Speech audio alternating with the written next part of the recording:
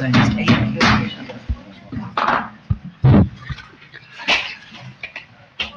evening, everyone, and welcome to the Englewood Cliffs Mayor and Council meeting. Today is July 22nd, 2025. It's time at 6:32. I have to call this meeting to order. Okay, let's have a flag salute all together. Please stand up, please. I pledge allegiance to the flag of the United States of America and to the republic which stands one nation under God, indivisible, with liberty and justice for all.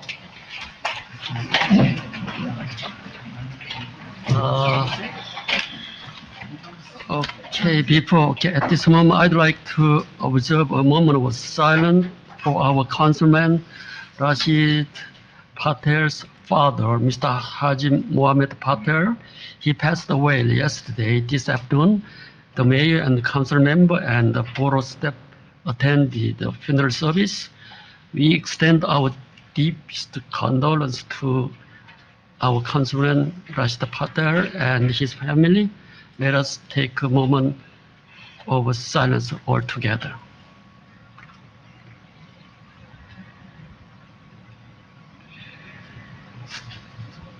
Thank you. Thank you. Thank you, Mayor and Council. Okay, you're going to add on one word? Just a couple? Thank you. I appreciate.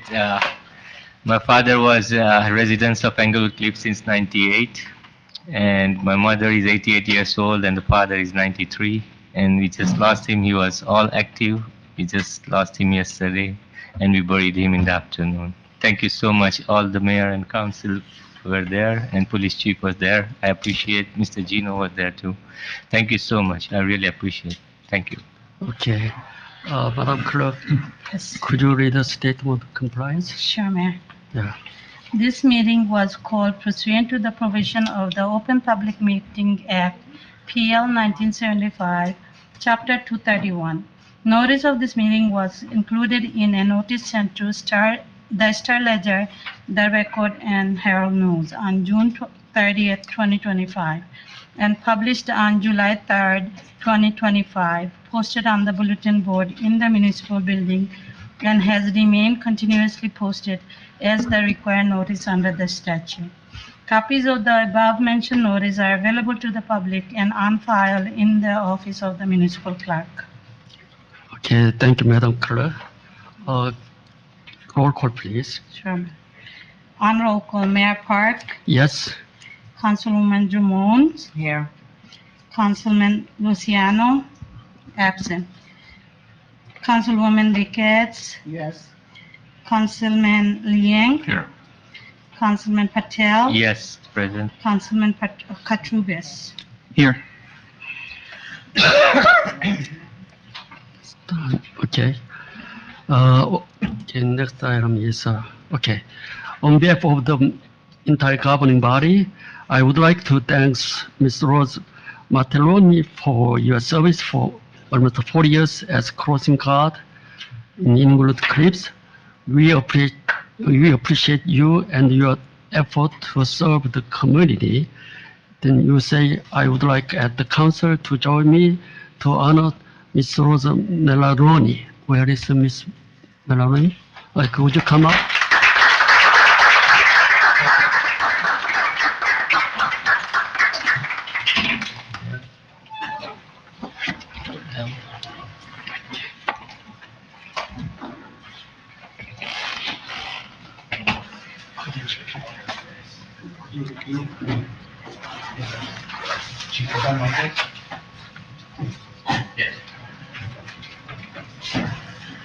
Good evening, members of the public, Mayor and Council. I'm just going to read the proclamation into the record.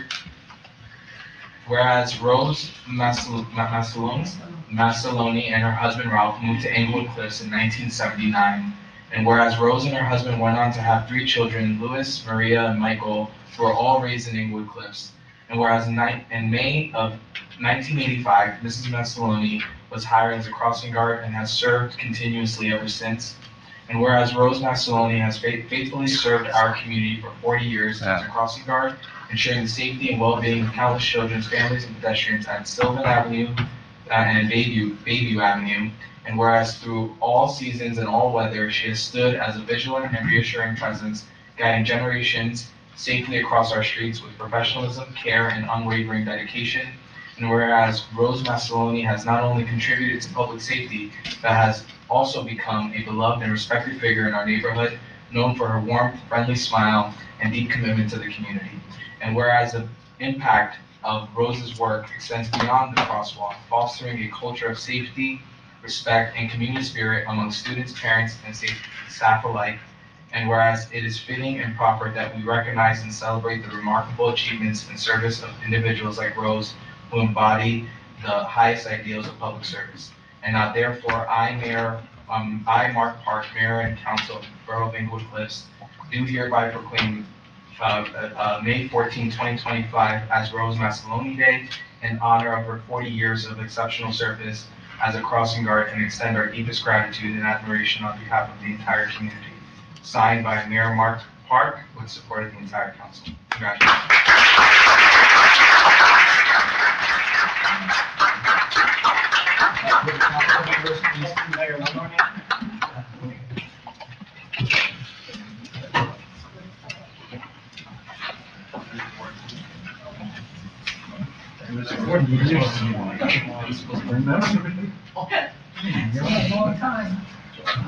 Councilman, if you can join. Sure. Just 1 second.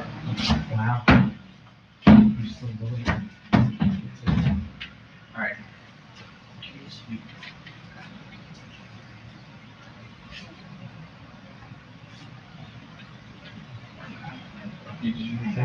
Wait, guys, one.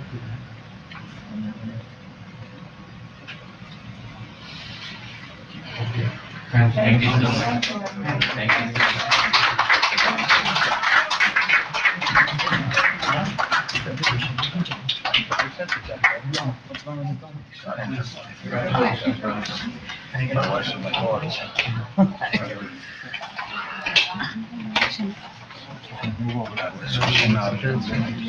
Let the record reflect that Councilman Luciano has joined the meeting, present. At 6:38. Okay, 38. Okay.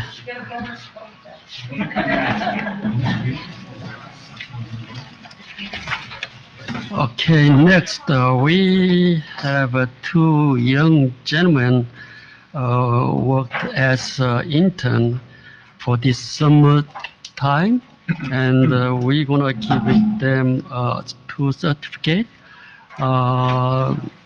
Luke Davis and Peter Curis, would you come out? Okay. Mayor, would you like me to just share a little bit of the background? Yes, please. Okay. So Luke and Peter, we were grateful to have both of them working with us. And if Gino Sarah could join with them, they assisted our construction department as they were wrapping up their final month in school as high school seniors. The both of them are going to go on to do great things, but I just want to share a little bit what they did with the Borough of Englewood Cliffs. The Borough of Englewood Cliffs welcomed two high school senior students, Luke Davis and Peter Curis, from Northern Valley Regional High School at Demarest for a mentorship program from May 19th to June 19th. The work-based learning experience is unpaid, school-sponsored work-based learning program offered to a select number of senior students in good academic standing with the option to choose a place of employment that meets their interests. We were informed of this opportunity thanks to Mark Mello, our DPW superintendent, who informed the borough of the opportunity and the students and introduced us to these students and the building department in terms of the high school program supervisor to coordinate. We thank Sylvia Jane, Gino Tesaro, and also Kathy in the construction department for doing an outstanding job with our interns. With the intention of promoting their understanding of developing a strong work ethic, professional development, and hands-on education of local government, the building department had Gino Tesaro, Kathy Scantarella, and Sylvia Jang acted as their main supervisors during the program.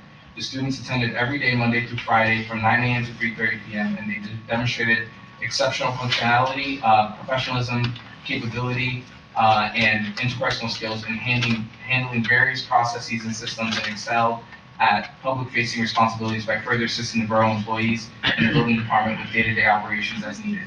It was a pleasure having them here and an honor that while neither student is pursuing studies in government, both of them shown great interest and initiative in learning about the industry, especially the inner workings of our municipality. We would like to formally acknowledge and recognize their service and contribution to the town with certificates of achievement to be presented by the mayor and council today, July 22nd, 2025. We are confident that they will achieve great accomplishments with hard work and effort in the next chapter of life, and we hope for all the best in their new beginnings. Congratulations, gentlemen. I'll turn it over to Gino if you want anything to add.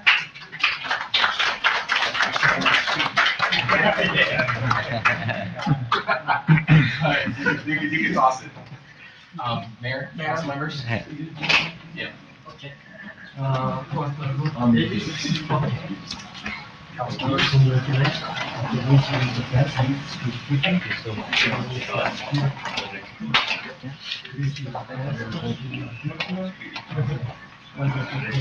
Okay, everybody come up.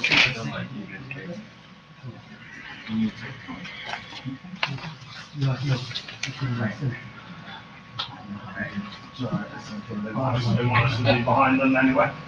1, 2, 3. Thank you so much.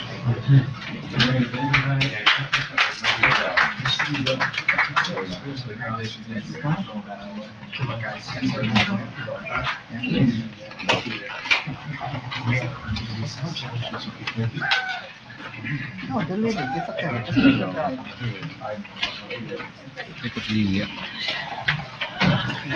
Thank you. Two young high school students, they work so hard and learn fast, and then we are proud of you, and I hope you're going to be a content one guy. Maybe he has chance in the future come to our town as CFO or something like that. Okay. And the next item is department head report, and we're going to start the administration department first. Okay. Why don't you, BA, start first? Thank you. Thank you, Mayor Park. Thank you to the municipal council, and good evening to my fellow department heads and members of the public. We have quite a busy month here in Englewood Cliffs. I'll begin by stating an update in terms of the council meeting chambers and meeting format. I know that there are concerns from the community and requests to have a dual stream format. And while I was grateful to receive a lot of updates and in terms of the inner workings and processes, our IT service vendor, which represents the interest of the borough, recommended to have a single stream outlet right now due to connectivity issues and a wide variety of issues that in terms of our sound system and some other areas that we need to identify. Now that our CFO is back from being away on vacation, I'll be able to sit down in terms of looking at the scope of work, appropriating funds, seeing what has been existing in some areas of capital to address this once and for all, to make it compatible with BIS Digital, our official borough recording software. So I ask for continued patience from the community as we try to resolve this once and for all, because that is the issues that we had when Zooms had fell and some other issues. And this is not me per se saying this. This is again our IT service provider as well as BIS Digital that came here and conducted a site visit. I even did a follow-up with them, provided the directions that were provided to me, reached out to the vendor that installed some of the sound system that we have currently right now, and this is the findings that we had. Moving on, I'd like to give some updates in terms of road resurfacing. If you recall that there was a halt with PSE&G in terms of their gas main restoration efforts. The borough did this because our main priority is going to be to have it restored the right way, and we identified a whole host of issues on Floyd Street as well as Roslyn Avenue, to which then we brought up to the attention of senior officials in PSE&G. I'm pleased to inform you that we've made tremendous progress in addressing those issues, and we were able to finish the project with just one more area to take care of, which will be beginning in August. That's a portion of Charlotte Place that will be resurfaced by PSE&G, and then the remaining portion of Charlotte Place will be resurfaced at the conclusion of the completion of the substation that PSCNG has been working on. And in these meetings that we've had with senior officials and DPW Superintendent Mark Neville and I, we met and we've discussed with them while getting updates on the substation. We voiced our concerns of, contractors cutting corners and things of that nature. So we want to represent the best interests of the municipality. That's why there was a delay and a halt on a lot of these projects until they came up with a concrete plan to address the lack of, areas of improvement in terms of, resurfacing the right way. And I know the engineer and DPW will get a little bit into that. But we were able to resolve this and they completed the rest of their project. They just have that one area in Charlotte Place that they'll be coming back to take care of. Another update that I do have is on tonight's agenda, you'll see a bond ordinance as we begin to appropriate our capital line items for our various improvements in terms of our 2025 road resurfacing projects. This was on the heels of a kickoff meeting that we had with the engineer, our CFO, and our DPW to start working on a 5-year capital improvement plan. And in that plan, we'll have portions of road resurfacing. Now, this is a part of the Riverside Co-op and our New Jersey Department of Transportation funding road projects will be on a separate ordinance sometime this year. The list of roads have been recommended to us by DPW Mark Neville, who conducted the road analysis, and that was provided to our engineers to quantify the quantities and the limitations of everything, and then we forwarded that to our bond council, and then that's how we were able to present the ordinance tonight. So this is our effort in order to continue to maintain our infrastructure in town and keep up to date with the moratorium timeframe of our roads. And like I alluded to last meeting, we had already resurfaced over 6 lane miles in town, and I believe it's 2.4 land area square miles that our town is comprised of. So it's a very impressive feat, thanks to DPW and our engineers and everybody that's working together on this. I did want to touch on something. On Floyd Street, we made some improvements to drainage, and Mark Neville will touch upon it. We modified an inlet and we installed a new one. And with the recent flash flooding that occurred in the state that the governor's basically called for a state of emergency, Englewood Cliffs did better than most in terms of surrounding towns. And because of the efforts of our DPW, and these are some of the small wins that we talked about, we experienced no flooding in that area, in that prone area that traditionally experienced flooding. And that's an impressive feat, and our DPW should be commended for those efforts, and it's a work in progress that we alluded to. Our draft 4th round affordable housing plan was successfully submitted with pending review from the state by the deadline that was provided by the state. We are subject to these deadlines as is every municipality. We were able to do our part and submitted our draft plan. The borough submitted 4 grant applications to the NJDOT and is working on another to the New Jersey Board of Public Utilities for a community energy planning grant. That is also up for approval to submit tonight. And like I alluded to before, our DPW superintendent and I have had continuous meetings with PSCNG to discuss updates. But a good news for the community, one of the head director of external affairs for PSCNG has stated that they will start working with us on a lighting project to convert our street lights for public safety reasons, for environmental reasons and cost savings reasons, to LED lights that will assist our municipality when people are walking their dogs, going for walks or runs. It'll be good for roadway visibility and for public safety. Thanks to the police chief for submitting the list of roads. We were able to get that to PSCNG. They're going to start working with us and the police department on addressing that. But that'll be a little bit piecemeal, and it'll happen in bits and pieces in terms of the conversion. The borough, as I stated, had our 5-year capital improvement planning kickoff meeting. We talked everything from facilities to road infrastructure and so on, and we're trying to outline. It can always be adjusted year to year, but it's important that we have some sort of a framework. And so our team has been working on this plan, which is subject to approval by the mayor and council and to be presented to the mayor and council. So our team is working diligently to not just plan for this year, with appropriating it through for bond ordinances and things of that nature, but we're also looking ahead. So we have an outline of what we want to do. The borough has met with the school district to discuss ways we can work together in the future, from interlocal agreements to opportunities to collaborate resources. The discussions are ongoing. The administration here believes that, we're one village.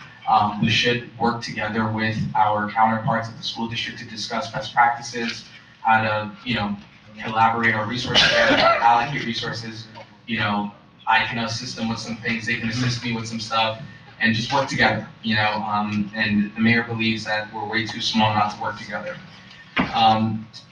In addition, I had met with our borough planner, who has recommended that we begin a master plan review due to incoming state law that's in the state senate right now that's going through the pipeline. All municipalities are going to be required to update their land use and housing elements in their master plan. And if you recall, in the master plan, there are multiple elements. These two need to be updated. We'll be looking into the plans together, and it's in its infancy stage, but I wanted to inform the governing body of these things. In addition, as you can see in tonight's agenda, we have a wide range of purchasing operations that are being revamped. I'm proud to say that tonight, if the votes go through, for the first time in a long time, we'll have updated purchasing operations that'll create better fiscal internal controls for our municipality, and it'll give us a little bit of a framework of what we need to do. This was thanks to someone that has assisted us, that has assisted over 40 municipalities throughout the state, and this is our effort to march towards zero audit comments. I've done it before in my previous capacities, and I made it quite clear in some of my department head meetings, I want to see zero audit comments. Our CFOs here in terms of purchasing, this is something that we're trying to do. If you can see on our website, we have an e-procurement service that's free of charge to the taxpayers. That's for transparency. Anybody can see any bid openings, any RFP openings. It's available, it's connected, it's organized through the purchasing agent that will be able to facilitate these openings. We just had one recently for digital tax mapping, and it's worked quite well, and it consolidates all the information all together. This is something that's available and it's been done in other towns as well, and it's free of charge to the borough to utilize. In addition to revamping the purchasing operations, we've also revamped our human resources operations. So when we onboard staff, we have a new, from last meeting to this meeting, we have new pre-employment physical process, we have a new background screening process. We've revamped everything, and we're going to continue to work with our JIF and MEL to update some of our policies and procedures. We're continuously working with our DPW to finalize the punch list for park improvements. And also the website redesign and update is currently in phase 1, where we're working on site mapping, page layout, branding, etc. We had a large kickoff meeting with new vendors, technology vendors that are coming into the borough to lay out an appropriate timeline to get a lot of these projects completed. Also, finally, I'd like to talk about this flood mitigation meeting that Englewood Cliffs hosted. As you may or may not know, Mayor Park asked Englewood Cliffs to participate in this regional flood group with the surrounding municipalities, because it's not a one-size-fits-all, one issue for one community. So we've been participating in this group discussion, Mark Neville, myself, and even previously last year we had as well.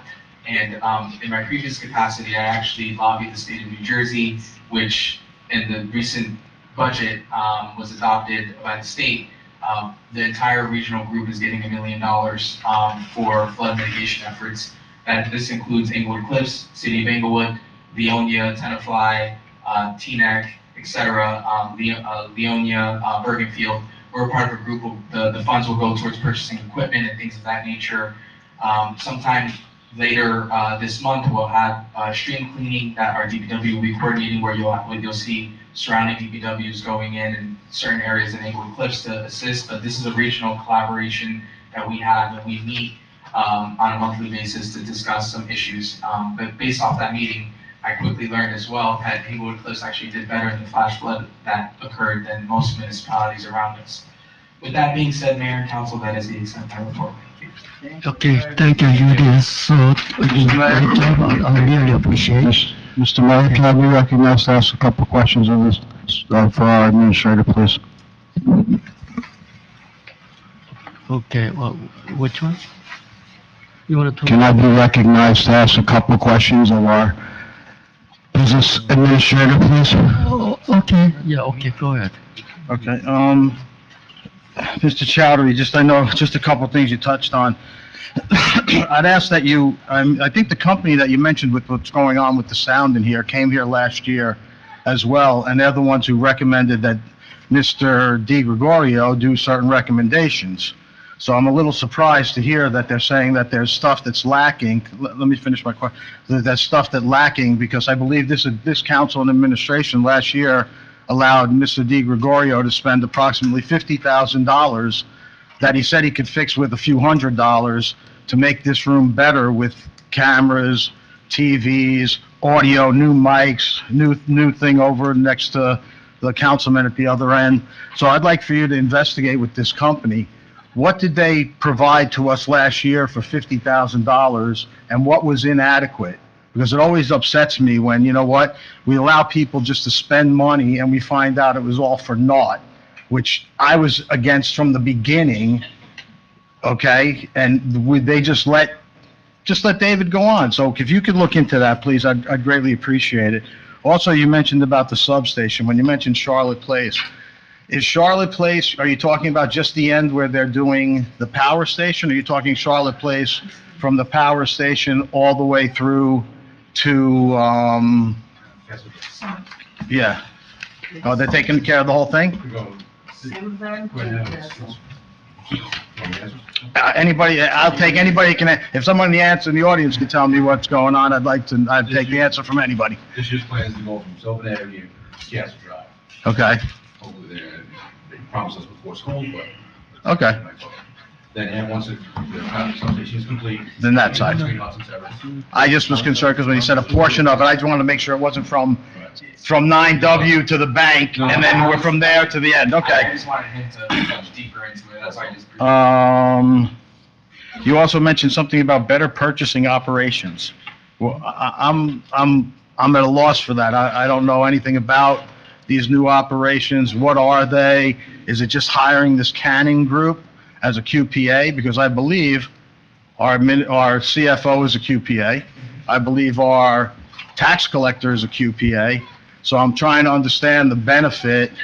I know you said, you went on with a few things which I wasn't comprehending, unfortunately, but I'd like to understand, as sitting here and as a resident, what do you mean by changing the operations, and why are we spending money for QPAs because really they're just to raise the threshold of the bidding. So instead of it being, where you have to go out to bid at I'm making up numbers, $20,000, with a QPA, you go up to $40,000. So it's more of an administrative function.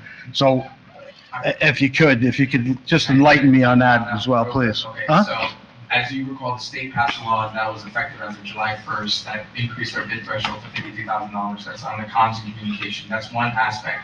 In there, believe it or not, when Shred took the position, and his position is merged with both, a lot of QPAs throughout the state are there, like you said, in order to increase the bid threshold to allow that flexibility.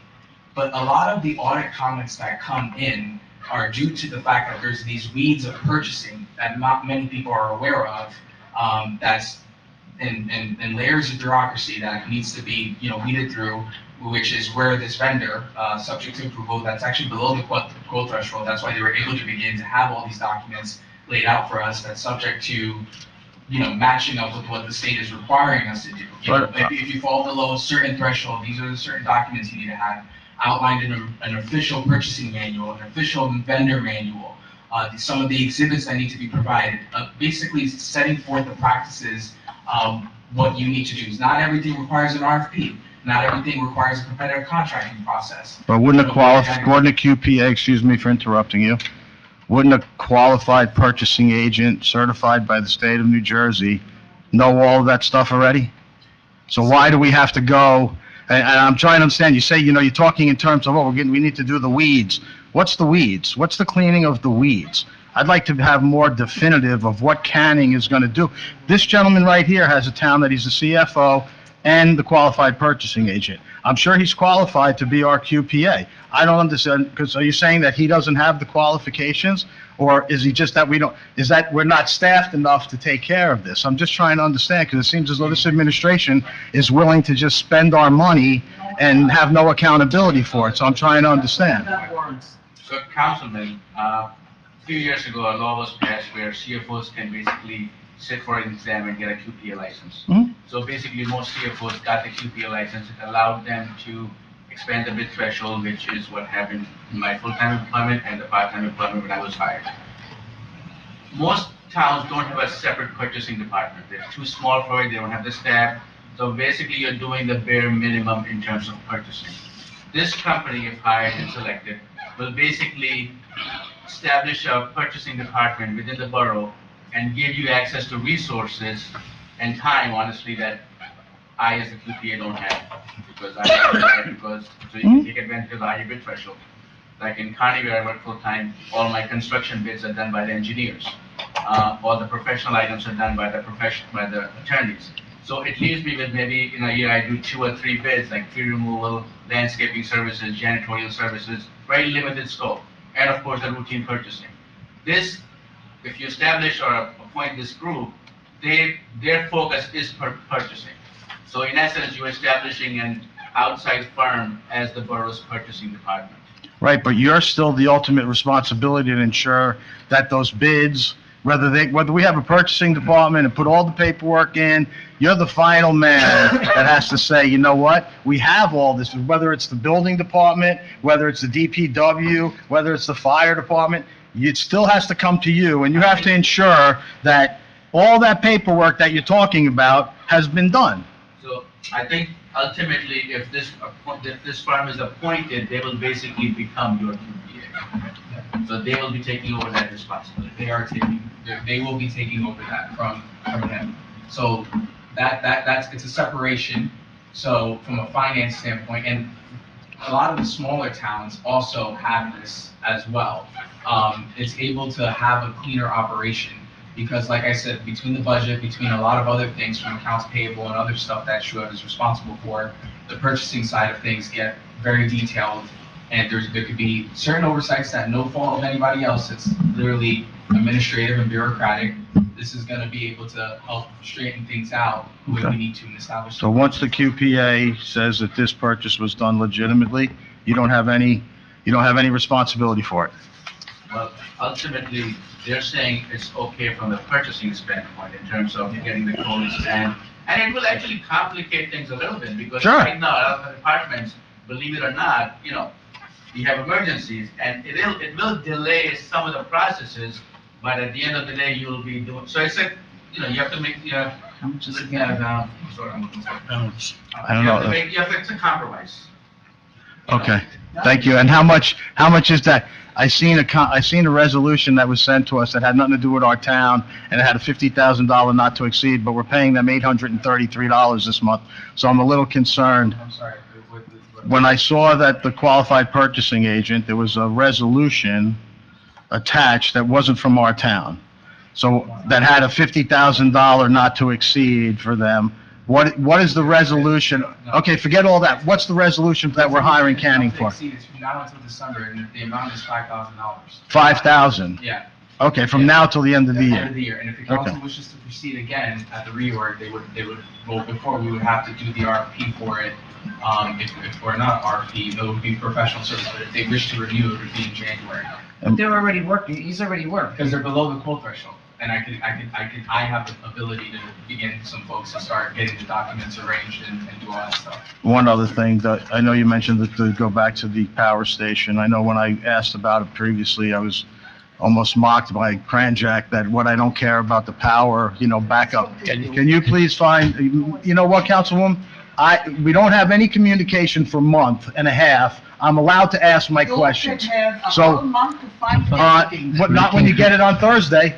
Not when you get it on Thursday. So, can you please check with, I was told that this power station was exclusively for the benefit of Englewood Cliffs. And ever since they started working on it, I see all these giant power lines installed that seem like they're running to the city of Englewood. So can you find out from PSE&G, is that really for the benefit of the residents of Englewood Cliffs? Or is it really something that they're just benefiting? Because it's very mysterious, like I said, that from that power station, you now have 90-foot power poles that seem to run to the city of Englewood. Thank you for indulging me. Okay, thank you. And next, Borough Attorney Bob, would you? Mayor, Okay, my comments will incorporate the borough planner as well. After the last meeting, we filed with the court the fair share and the housing element and fair share plan that was adopted by the planning board and endorsed by this council.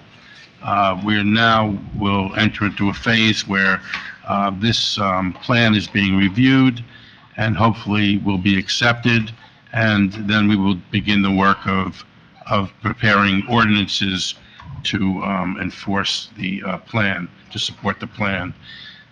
So we're in compliance at this point with our affordable housing obligations.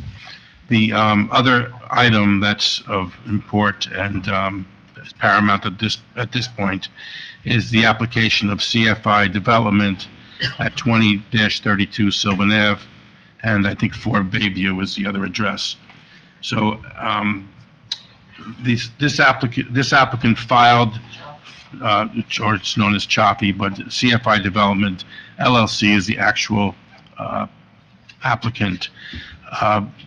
There was a settlement a while back whereby the borough is party to a consent order between affordable housing and the court, whereby certain applicants have the right to bypass our planning board and make an appeal directly to a judge.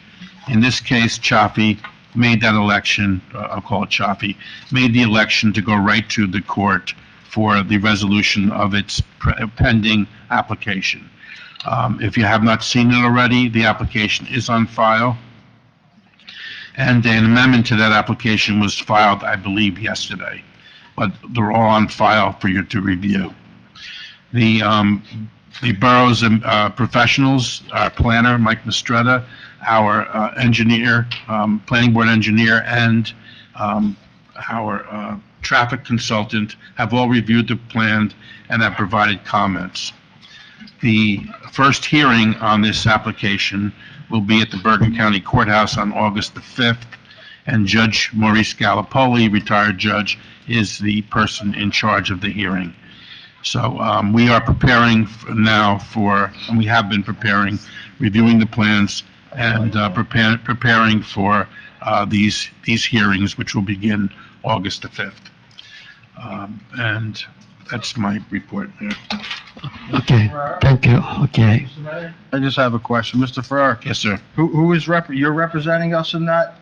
Before that application? I am, and Tom Randall, the planning board attorney, is as And well. Tom Randall. Mhm. Okay, can you please, I know that this was asked to you before, but can you please provide to the council by the next meeting all pending litigation, who's handling it, and what's the status? Because I know we used to get that from our prior attorney. I haven't heard anything. I've only been back, 2 months. Well, it should have been 3 months, but that's a different story.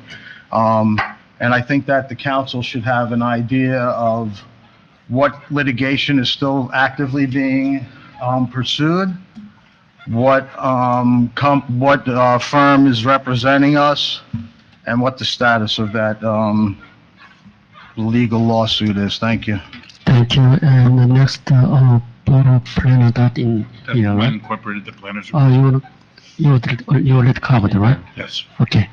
Borough engineer? Okay, Good evening, Mayor. Good evening, Council. My name is Michael Minton with the firm of Gilmore & Associates. I'm here tonight representing, I don't think I'm shrinking by that, I'm probably okay, but thank you. I'm representing the borough engineer. My name is Michael Minton. You're welcome. I'm representing Mr. Clace, who's your appointed engineer. Unfortunately, he's on vacation tonight. I'm pleased to update council on some of the activities that have occurred since your last meeting, the last 4 weeks. As you are well aware, at your last meeting, you approved 4 grants to the New Jersey Department of Transportation, municipal aid grants. They've been successfully filed and submitted. That did trigger one follow-up action item, which dealt with your 23-24 applications along the same stretch of road, different phases, Floyd Street, which work was undertaken by Public Service Electric and Gas. So one of your actions for your consideration this evening is to amend 23-24 to reprogram those funds for the balance of Floyd Street, roughly from Hollywood to Van Wagner, although, and Mark, we haven't had a chance to catch up on this, DOT has come back and asked to extend it to the dead end a little bit more. So that's an action for your consideration this evening. That's something we've certainly been working on. In addition, as Mr. Chowdhury said, we supported Mr. Neville in the 2025 road program, identifying a statement of probable costs associated with that road work, those roadways, as well as some other capital projects. We continue to support, as Mr. Chowdhury mentioned, the annual Public Service Electric and Gas utility repair and replacement program, which necessitates roadway reconstruction. And not to belabor the point, and Mr. Chowdhury did a very good job explaining where we are. That's been a very time-intensive exercise to make sure that the roadway is restored to the prior pre-existing conditions for the benefit of the residents. Similarly, we continue to work on various stormwater issues, Floyd Street, Sylvan, Stevens. These aren't new problems to you. They may be a little bit new to us, but we continue to support residents in trying to find the proper resolution, proper balance of resolution in those matters. The project behind us, the Hudson Terrace project, is close to being closed out. Mayor, we were on a call during the last few weeks with that developer, and our role was really to inspect and confirm that the site plan improvements are being constructed and installed in accordance with the approved plans, and that includes the side parking lot right out here in front of the community center. So that's been ongoing activity. We, as part of our site plan inspection responsibilities, we support the construction office in about 10 residential projects over the last 3 weeks for final site plan inspection. And finally, I'll mention that pursuant to your approval and authorization at the last public meeting, we have been charged with the repair and replacements of various sewer lines based upon a report that the prior engineers completed. We received that report. It was very helpful. I believe you guys received copies as well. That was the foundation for our proposal. We anticipate beginning that work August 1, completing it by the end of the calendar year, and therefore being ready to go out to bid on or about March 1. That's always about the right thing time. You want to be the first out, not the last out to get the best prices. So that's the activity that Gilmore & Associates has been doing to support the borough in these past 4 weeks. So, Mayor, thank you. Yeah, okay, thank you so much. Sorry, can I And just ask you a question, please? What proposal are you, because we're in the dark side of the moon over here, I'm just wondering, what proposal are you talking about? I know, and I was gonna ask you, did you read this, have you read through, and I don't expect it, because we just got it. Some people have had it for a while, we just got it as well, so I'm not sure, have you read it? What I think in that, what I read, just perusing at $2.3 million, the engineer said we needed to set aside possibly $3 million, which I guess his estimate was really pretty good, which they thought that it wasn't good, so 2.3, is that the proposal? Yeah, Have you put numbers together, Councilman- have you presented it to anybody, because I haven't seen it. Sure, I apologize if I spoke a little too fast and in the sake of trying to be brief in time. That's an action you approved at the last public meeting, granting a contract, I guess not a contract, an authorization for Gilmore to proceed with the replacement of sewer lines based upon that report. And we used that report as confirmation as the scope of work. We have reviewed it. Our first activity is to, and they did a very good job in their various 3 test methods to determine where there's infiltration in these lines. Our first effort is to confirm the scope, and those testings were about 3 years old. So we want to confirm that. That's the report. So yes, we've read it. Yes, that's the basis. We'll work with Mr. Neville on implementing that. You've already authorized our services for that at the last meeting. Do you agree with the rough estimate of 222 something? I'm not prepared to publish it today. I would never want to Excuse me. No, That number's a little threw bit. that out there first. So, Borough, I'm Borough not Administrator. prepared to lock in on that number. Thank you, sir. Add with that number, Councilman, to maybe answer your question, I sent out an email as well informing everybody. There was an appropriation request that runs parallel with everything that Mike just talked about, that Senator Andy Kim recommended us to the second round for the Appropriations Committee in the amount of $3 million. That number could change slightly, but that was in the basis or running parallel with that report as well as this project. That's why when Gilmore was approved, it was only for engineering design and the creation of bid specifications, not construction management, because we're gonna wait to see what happens in the fall council. Okay. So everything is running in tangent in this way, and that's what we're trying to do to address it in that And fashion. So Respectfully, I think that Sorry. there's enough of us have been here around Englewood Cliffs long enough. Like you mentioned before, $1 million that Englewood and everybody else, if anybody thinks that we're gonna get the same amount of money that the city of Englewood gets versus Englewood Cliffs, it's great that we're putting in for all these bids, because we should, I mean, not bids, but requests for grants. I think we should, every opportunity we can. If we get lucky, we're gonna get it. What I think you should be aware of is you should give us an analysis of what we applied for, and then to see what we get, so that we can see and compare what we're paying people for to apply for these grants, which 90% of the time, we're not gonna get anything, and we're just paying money for nothing. But thank you. Excuse me, can you clarify to Councilman Luciano that we are getting same time all the information what he gets it? Yeah. Nobody is getting here earlier than him getting the email. This is third or second time he's putting allegation on. Wait, that. Mr. Patel, there was something that came out from the mayor's office today that said you're gonna have a grand opening or a ribbon cutting at LG. I sent an email to. Who on this end got that information? You worked on it, We the get mayor same was so time. proud. We get Wait, all let the me same finish. time. The mayor was so proud that you worked on it, you worked on it, but none of us even knew about it, so don't tell me. I got, yeah. That was a MOU that went through the technology committee. So the Yeah. technology committee has 3 members. That's Philip Liang, Councilman Katrubis, and Councilman Patel. They have the right to work on it, and that's why the mayor credited them. So let me tell you something, I found out as a council person through the email that came out to the general public. That's my Everybody point. got it at the same time. I did an Outlook invitation. Mhm. You were copied on it. Councilwoman Drummond was copied on it. Everybody got it. In fact, the whole staff got it at the same day, because I was here till like 7 o'clock sending all those invites out. So everybody gets these informations at the same time, Councilman. Just like the stormwater report, that was also sent. So they didn't know about the 2 o'clock in the afternoon ribbon cutting. There was no discussion until you sent that email.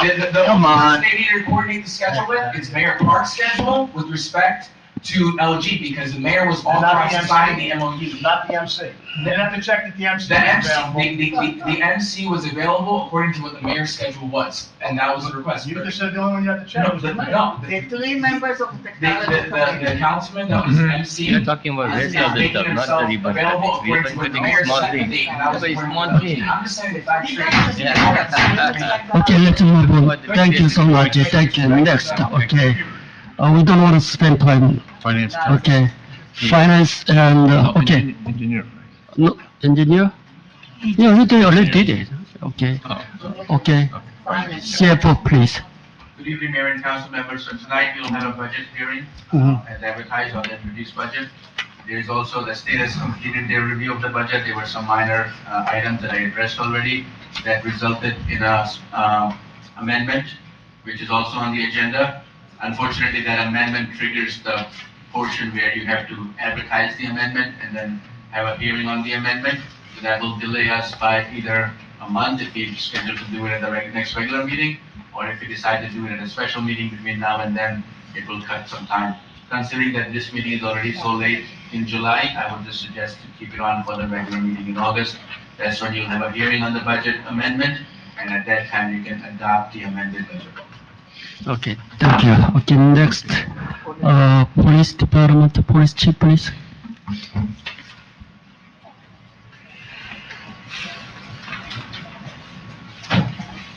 Good evening, everybody. Thank you for taking the time to recognize Ms. Mastalone in her 4 years of service. I really appreciate that. That's very kind of you. Couple noteworthy arrests by the police department over the last few weeks. On June 21st, officers on patrol located actor trying to enter parked vehicles at one of our car dealerships, attempted to burglarize them. He was arrested, brought to headquarters and processed, and later released. About 45 minutes after his release, he was found at another car dealership and was rearrested on the same day. Oh my God. Again, just alert patrol tactics by the officers. So good job by Sergeant Lee, Officer Crankles, and Officer Ramsey. We had another good arrest just the other day at 24-Hour Fitness. A repeat locker thief was caught in the act and taken into custody and process. So always good to get a repeat offender off the street. So if you notice, the amount of traffic, extra duty work in town has reduced significantly. What's good for our officers and the revenue generation is it has picked up in other towns, and as you frequently see other towns and are working here, we are now repaying that favor working elsewhere. So, like I said, that's good for everyone all around. From a community outreach standpoint, the 13th Junior Police Academy class took place from June 23rd through 27th. We had over 30 recruits, which is our largest ever. Mayor, thank you for coming on the first day and welcoming the recruits and offering some inspiring words to them. As I mentioned, it's one of our most labor-intensive outreach, but it's also very rewarding. I have to thank the program coordinators, Lieutenant Tracy and Lieutenant Walt. They did a terrific job in planning it. But I also have to thank all of the ECPD officers who took time out of their schedules to come and volunteer their time and mentor the kids and be there for them. So it was a huge success. And finally, I have to thank the mayor for supplying the pizza for the final day of the Junior Police Academy. It was a party enjoyed by everybody. So, Mayor, thank you for your generosity. It's very kind of you. Officer Rossi and Officer Voorhees are currently in their field training program. That'll be for about 10 weeks, give or take. July 17th, Probationary Officer Lyon and Probationary Officer Sullivan began their assignment at the Bergen County Police Academy. They will be up there for approximately the next 6 months. And that is the end of my report. Thank you. Okay, thank you for your hard work. Thank you. Okay. Next, OEM. Who's gonna come? Okay. Lieutenant. Thank you, Mayor and Council, and do you want me to go through everything I sent, or? It's up to you. I don't think I need to. I sent a monthly report. If there's any questions on any of the topics, I'll answer them. Just stress the first section, EMS, being pretty important and also time sensitive before we, I don't want to say lose that option, but at some point they will be assigned to another municipality and we may lose that option to have them here. ID cards, same as last month. If any of you or any other borough officials want ID cards, just see me. We'll get your information entered into the system. And then you'll unfortunately have to go to Mawa or Hackensack to pick up the actual card and have your picture taken. Not to beat a dead horse, the weather event on the 14th, Mark and I were out there for a duration of that. And just confirming, again, everything really was pretty unremarkable, which is a good thing, compared to how it was last year when we had the same, a little bit more rain, but pretty significant storm that we had, and we didn't have much to deal with, which is a huge accomplishment. And just the World Cup information that I put in there. Any questions with any of it? Any question? Okay, thank you so much. Thank you for your hard work. And the next, Fire Department Chief.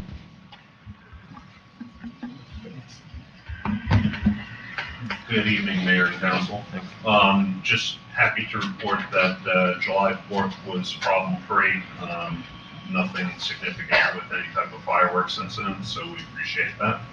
A couple days prior, on July 4th, the fire department responded to the Palisades Interstate Parkway State Line lookout, unfortunately, for a rescue. I would like to thank the police chief, his tour that was on duty that night, because of the complexity of the rescue. We desperately needed an AED for the victim to get down there. Unfortunately, EMS assets were not available.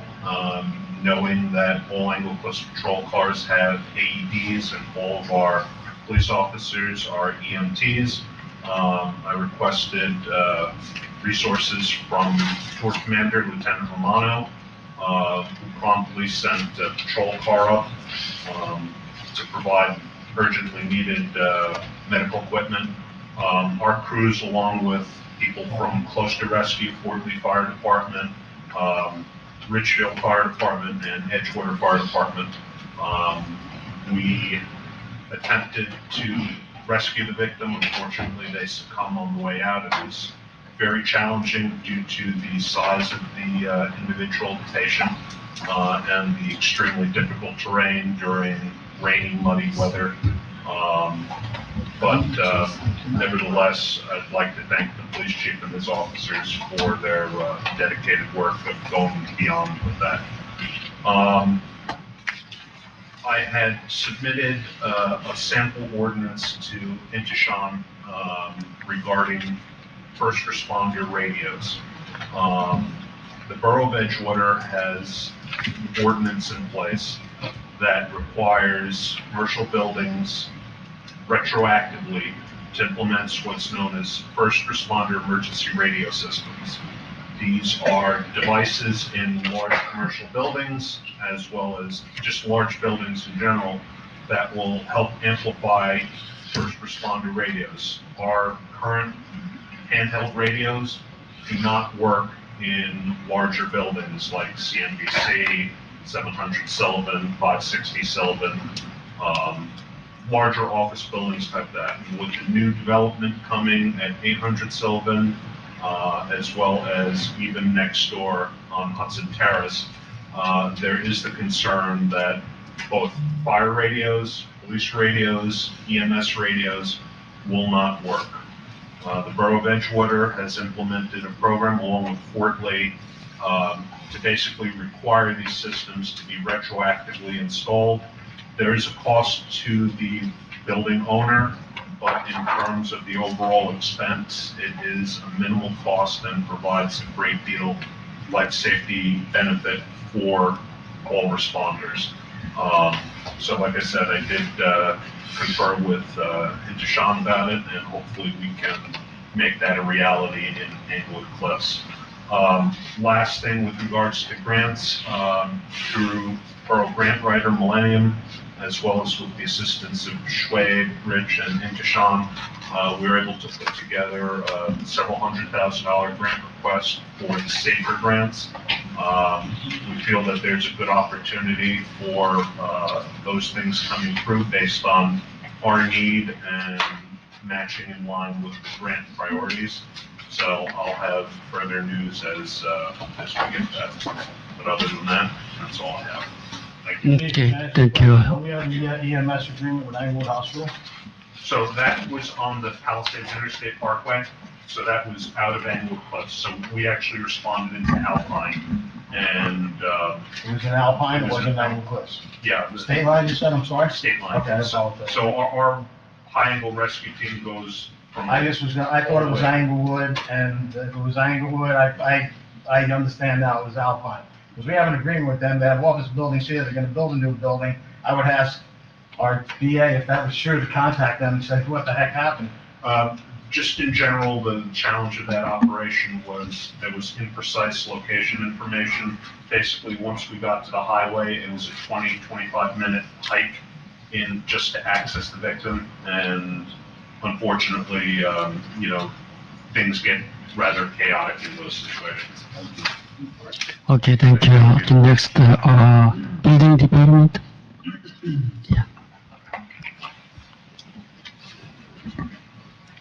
evening, Mayor and Council. Just want to let you know, since the last meeting, we started another 3 or 4 new homes to be built. And as the borough engineer has stated, COs have been picking up. There was a little bit of a lull, but it seems the market for us seems to be turning around and sales are starting to pick up in the borough.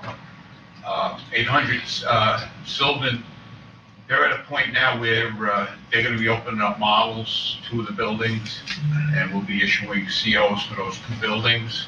They have roads in, they're starting to put the base roads in. It's a little easier to get around.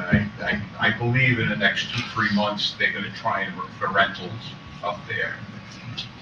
Also, Hudson Terrace, right next door, we're looking to issue TCOs by the end of this month, which would be for approximately 15 apartments. And then by December, I believe they have to have the balance completed. The parking areas has been completed by the community center, which, I mean, it's not our parking area, but we have a handicap, we work it out to get a handicap ramp put in for people to get to the community center.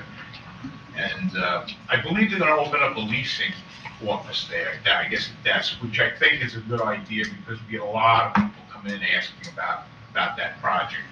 And we really, you know, it's difficult. I think they need somebody there to help out the borough. We have a lot of people from the borough interested in going there. Which 800 you talking about? No, I'm talking about next door. Oh, it's affordable housing, okay. Yeah, I mean, we have a lot of people asking that, I think, live in the town. Okay, so let them put a person there. But No big deal. I think that's what they're planning on doing, which might be a good idea, at least for a little while, to get the building filled up. But at least it'd be nice people, local people, to get in there. Okay, any question? All along the fence line, the grass is like 3 foot tall. Can someone, I mean, a property maintenance, I understand it's a construction zone, but the sidewalk, literally, up against the temporary fence, I know they just put up for their new entrance, they finally cut the lawn closer to CNBC, because they're gonna want it attractive to come in. But the whole strip, the whole length of the front, if they can, and also, this Sunday, they were working again, so if you could please remind them that we have new laws in Bergen County, that they shouldn't be working on Sunday. I'll take care of that. And the new homes, are those new homes or tear down new homes? Well, almost everything's a tear down or wasn't tear down. And how many of those 3 are being built by our planning board chairman, Mr. Perino? All 3 of them? We'll hand that out. Okay, thank you. Okay, thank you. Next, DPW.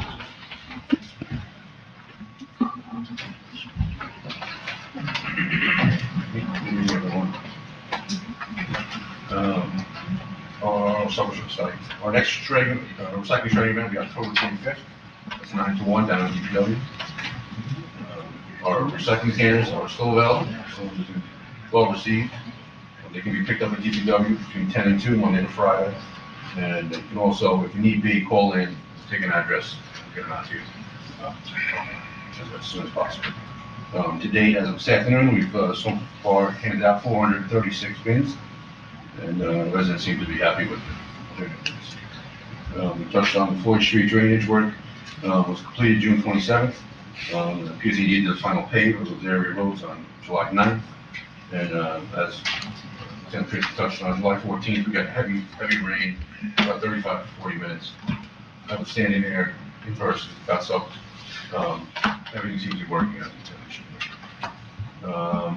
I'm still waiting to hear back from the county, and the county does have some sort of work to do on Palisade Avenue.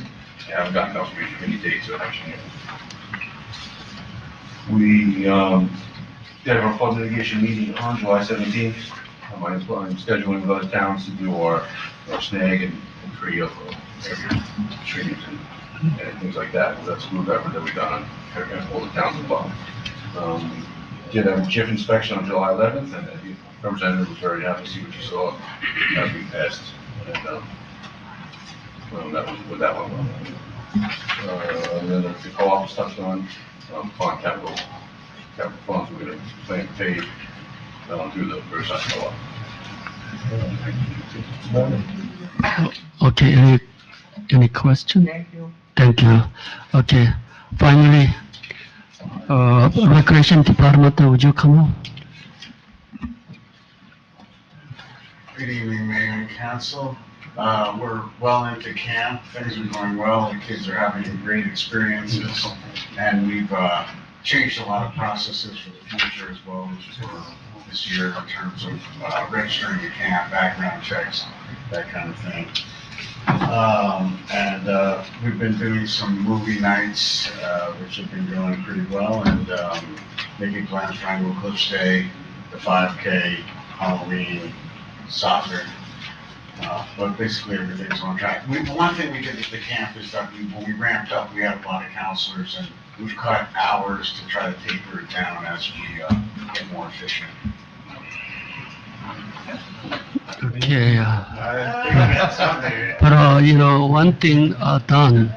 Okay, I have one suggestion.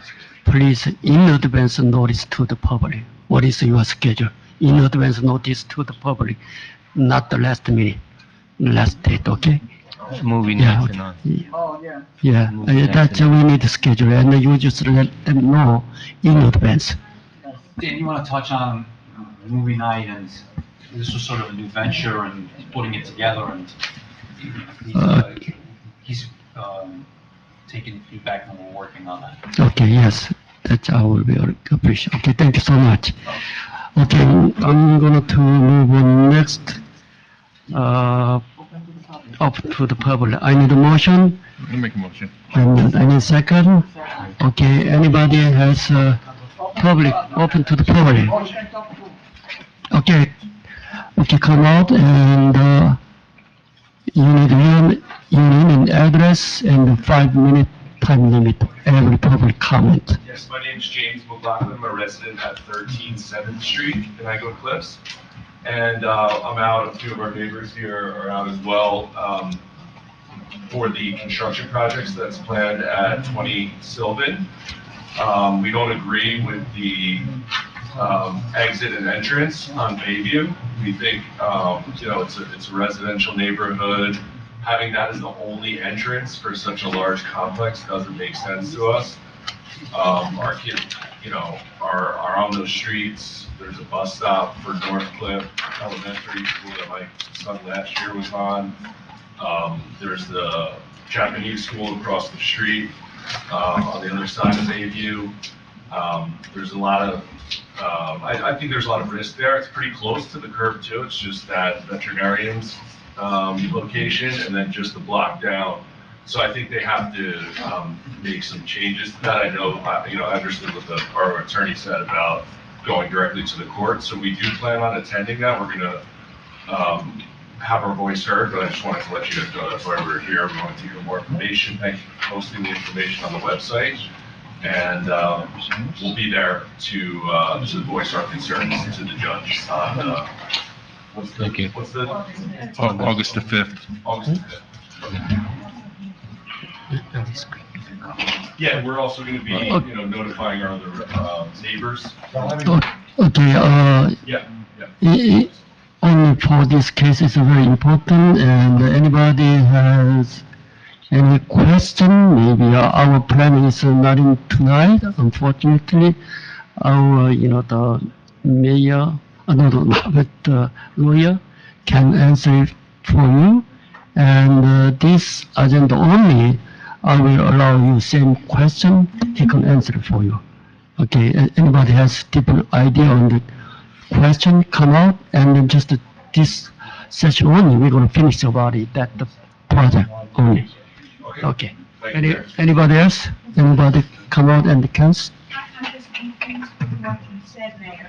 You're saying that the public can speak on the Bayview project? Yeah, that is, And the attorney will answer Yes. questions? yeah, only for that project only. Their project Yeah. now?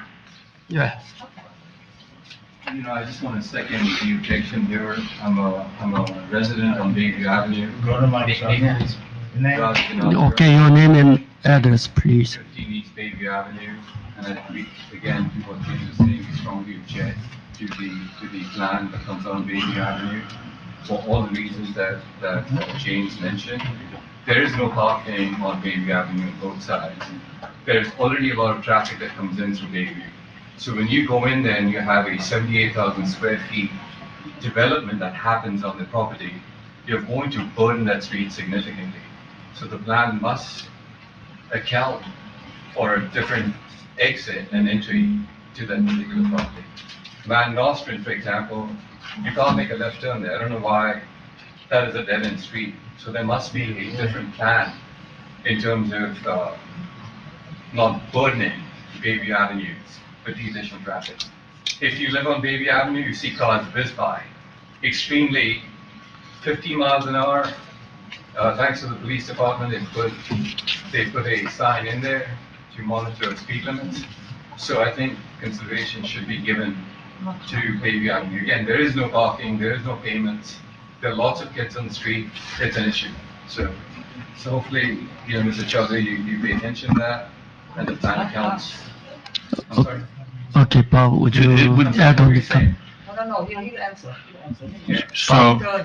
So this is a little bit unusual, the process, because normally these matters come before our own planning board. Our own planning board, with our own board members, would hear all the evidence, and they would decide whether it was appropriate to grant the site plan approval as well as the variances that are being requested. In this case, it's not functioning that way. And although it seems a little more adversarial, we have already have reports from traffic, engineering, and planning to address what we perceive to be issues that would need to be addressed for that project. One must bear in mind that for the most part, this is a permitted use. So they're one unit above the permitted use criteria, but for the most part, it's a permitted use. And in planning law, generally when the town declares that the use is permitted, the off-site conditions cannot be a reason for approval per se. So it's an uphill battle, but we're prepared to bring that cause to the judge with our experts. It's important that you come and the people and explain to the judge what your concerns are, and so that perhaps the applicant or the experts can come up with a better plan. Thank you, Mr. We live there, and I understand. we live on Bayview Avenue. There are many times you can't even pull your car out from the driveway because there is a traffic gridlock. From Charlotte, when you close it out, it's already a diversion on Bayview Avenue. Mind you, there are many kids out there, and the Japanese school is right across. So you cannot even walk on Bayview Avenue. So when you get all these cars in, 48 units, in terms of it's 25,000 square feet, it's going to create significant gridlock in Bayview, and we object to that, so it'll be done on this list. Thank you. Okay, one more. Excuse me, your name, you missed your name, she's going to record. Raj Ganatra, I know Tim, so. Tim knows, okay. Raj, your last name? Ganatra, Ganatra.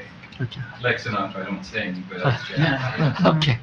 Okay, next, regarding about this 21 project, anyone? Yes, okay. Your name and address. Rodriguez, I live on 14 7th Street. I'll make this quick because they've already made all their points. Traffic is already awful around that area of Englewood Cliffs, specifically because of the bridge. The bridge is not going to get less traffic coming. People are still going to be using the bridge, they're going to be using it more and more. Well, my main point is that to have this go in and out, the entrance and exit on Bayview Avenue is to me ridiculous. You have 25,000 square feet of retail space. Now, I would like that retail space to succeed and do very well and have traffic nonstop always, but not on Bayview, not coming in and out of Bayview. That's right. And that's basically it. I mean, you have the apartments, obviously, the 48 apartments, but to me, it's the retail space also. You have to take that into account. You want these places to succeed, and it's gonna be a lot of in and out, of people going in and out. Okay, thank you. Okay. Ms. Karen Geiger, yes.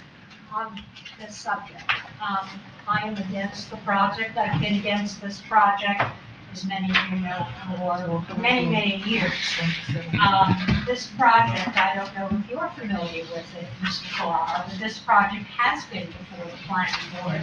It was before the planning board for about 2 years. And then when the settlement agreement was signed, it ultimately got withdrawn from the planning board. But the planning board has a record, and there are, I believe, 4 or 5 transcripts of what happened to the project in its various iterations as the size of it changed over the years. And now it seems to be at one of its larger iterations and its most dense iteration. And I am against it. This has 0 buffers. We don't permit 0 buffers in Englewood Cliffs. There is no buffer to 5th Street. There is no buffer to Bayview. Not 10 feet, not 20 feet, but 0. That's a D variance. And you know that that variance requires a lot of the applicant. We also have an issue about sewers to that area. And I'll speak about that later.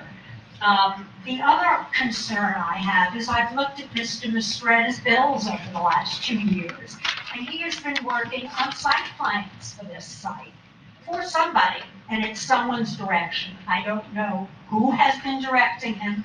I don't know what guidance they gave him, but what we have is a very dense plan. It has more affordable use. It's not about the affordability. It enters onto Bayview. I've lived in this town 45 years, and for all the years that I worked, I cut through Bayview to get to Hudson Terrace to get into the city. I drove both ways to get into the city. And that is a bad street. It is highly trafficked during rush hour and later. It is the main way that we in the southern part of town cut through to get over to the bridge. You have a gas station on one side that has an egress and an entrance onto Bayview once again. You have the schools right across Sylvan Avenue. How can you add more traffic? This is 10,000 square feet of retail and 50 units. That's a lot of cars going into an area that is tiny. It also is an area that has flooded perpetually. So adding all of these residences to this area is a concern, and how it will affect the flooding downstream. And I will be there on the 5th. I was somewhat concerned that the plans were amended yesterday. It was just that I was in picking up my latest Oprah, and I saw a change in site plans again. So for someone who has tried to follow this, it's making it very, very difficult. I hope that when you speak to Mr. Randall, who's aware of the history of this, you bring the concerns of the residents. This is not a new application. It is an application that gets bigger and bigger and bigger. And apparently it's getting that way with the help of the borough. And that's unfortunate. As I said, I don't know who, but someone has directed this to Mistretta. It certainly hasn't been the public. Thank you. Okay, thank you. Mr. Mayor, can I just ask a question, because I don't want the public to lose the time. I believe this is the public session, it's not just the question and answer for this project, is that For correct? this project only, I That's- allow. So we're gonna open again to the public? The different item is a different story, only for this item. I'm just This asking, topic. are we going to open Yes. again? Thank you, that's all, I just wanna make sure no one gets hurt. Absolutely, yes. So, if I may, Mayor, so Mr. Mistretta is working for the borough. He issued a report pointing out many of the things that you pointed out this evening about the buffers, about the traffic on Bayview, and the lack of an exit or entrance coming off. I'm sorry, ma'am. I'm sorry, I apologize. And the lack of an exit or entrance on Sylvan Avenue. So we're aware of most, if not all, of what you're saying. It's been in the reports that Mr. Mistretta and the others have provided, and that they will testify about at the hearing. So we appreciate your comments, and Ms. Geiger, he was directed to do work for us by the council last year when this came before us, and we wanted to be able, which I think that we wanted to be able for when this time came in anticipation of them bypassing the planning board. I know there was some concern about Bayview, and there was some concern about certain people on the planning board didn't have an issue with the egress onto Bayview. And so we did ask Mr. Mistretta last year to prepare, because they were coming in originally with higher volume. And as with this program, as you're aware, if they have retail space, they can increase their density. So they came and they had originally no retail. Then they came back and said they wanted retail. So we wanted it, and also wanted to be higher, taller than what the allowable height was. So we wanted to be prepared as a borough for when these things came up. We did ask Mr. Mistretta as a borough. We directed him to go out and review what they were presenting and to come up with whether it was appropriate or not. So that's what I remember from last year. So, But you haven't been on the council for a year, and he's also been well, for 7 months, but yes, I mean, well, less than that, so yes. That's what happened last year. I remember when this came before us.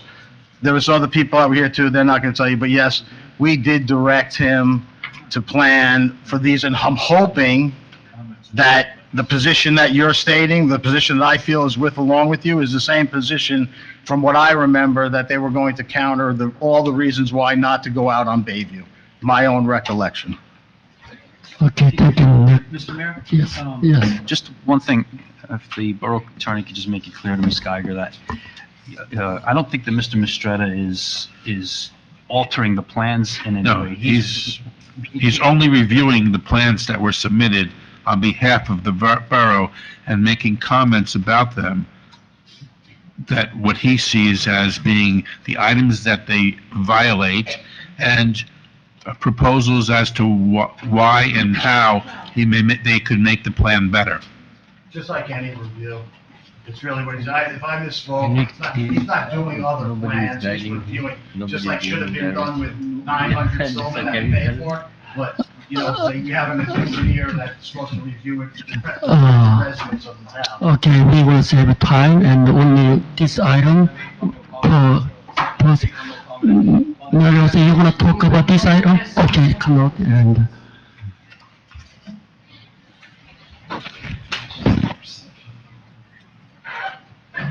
Mary O'Shea, 12 Irving Avenue. Just for point of information, the Chiafi project had come before the planning board and had been amended, and they finally came back with a plan that was very much in line with what the board was looking for them to do, and it was all residential.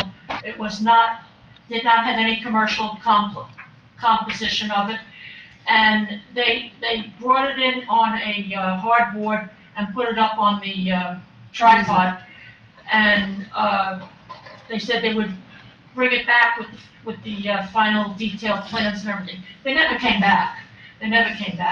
And then they looked for a way to get more of what they wanted elsewhere by going to the judge. But Mr. Mistretta is the architect of the mixed-use plan with commercial and residential.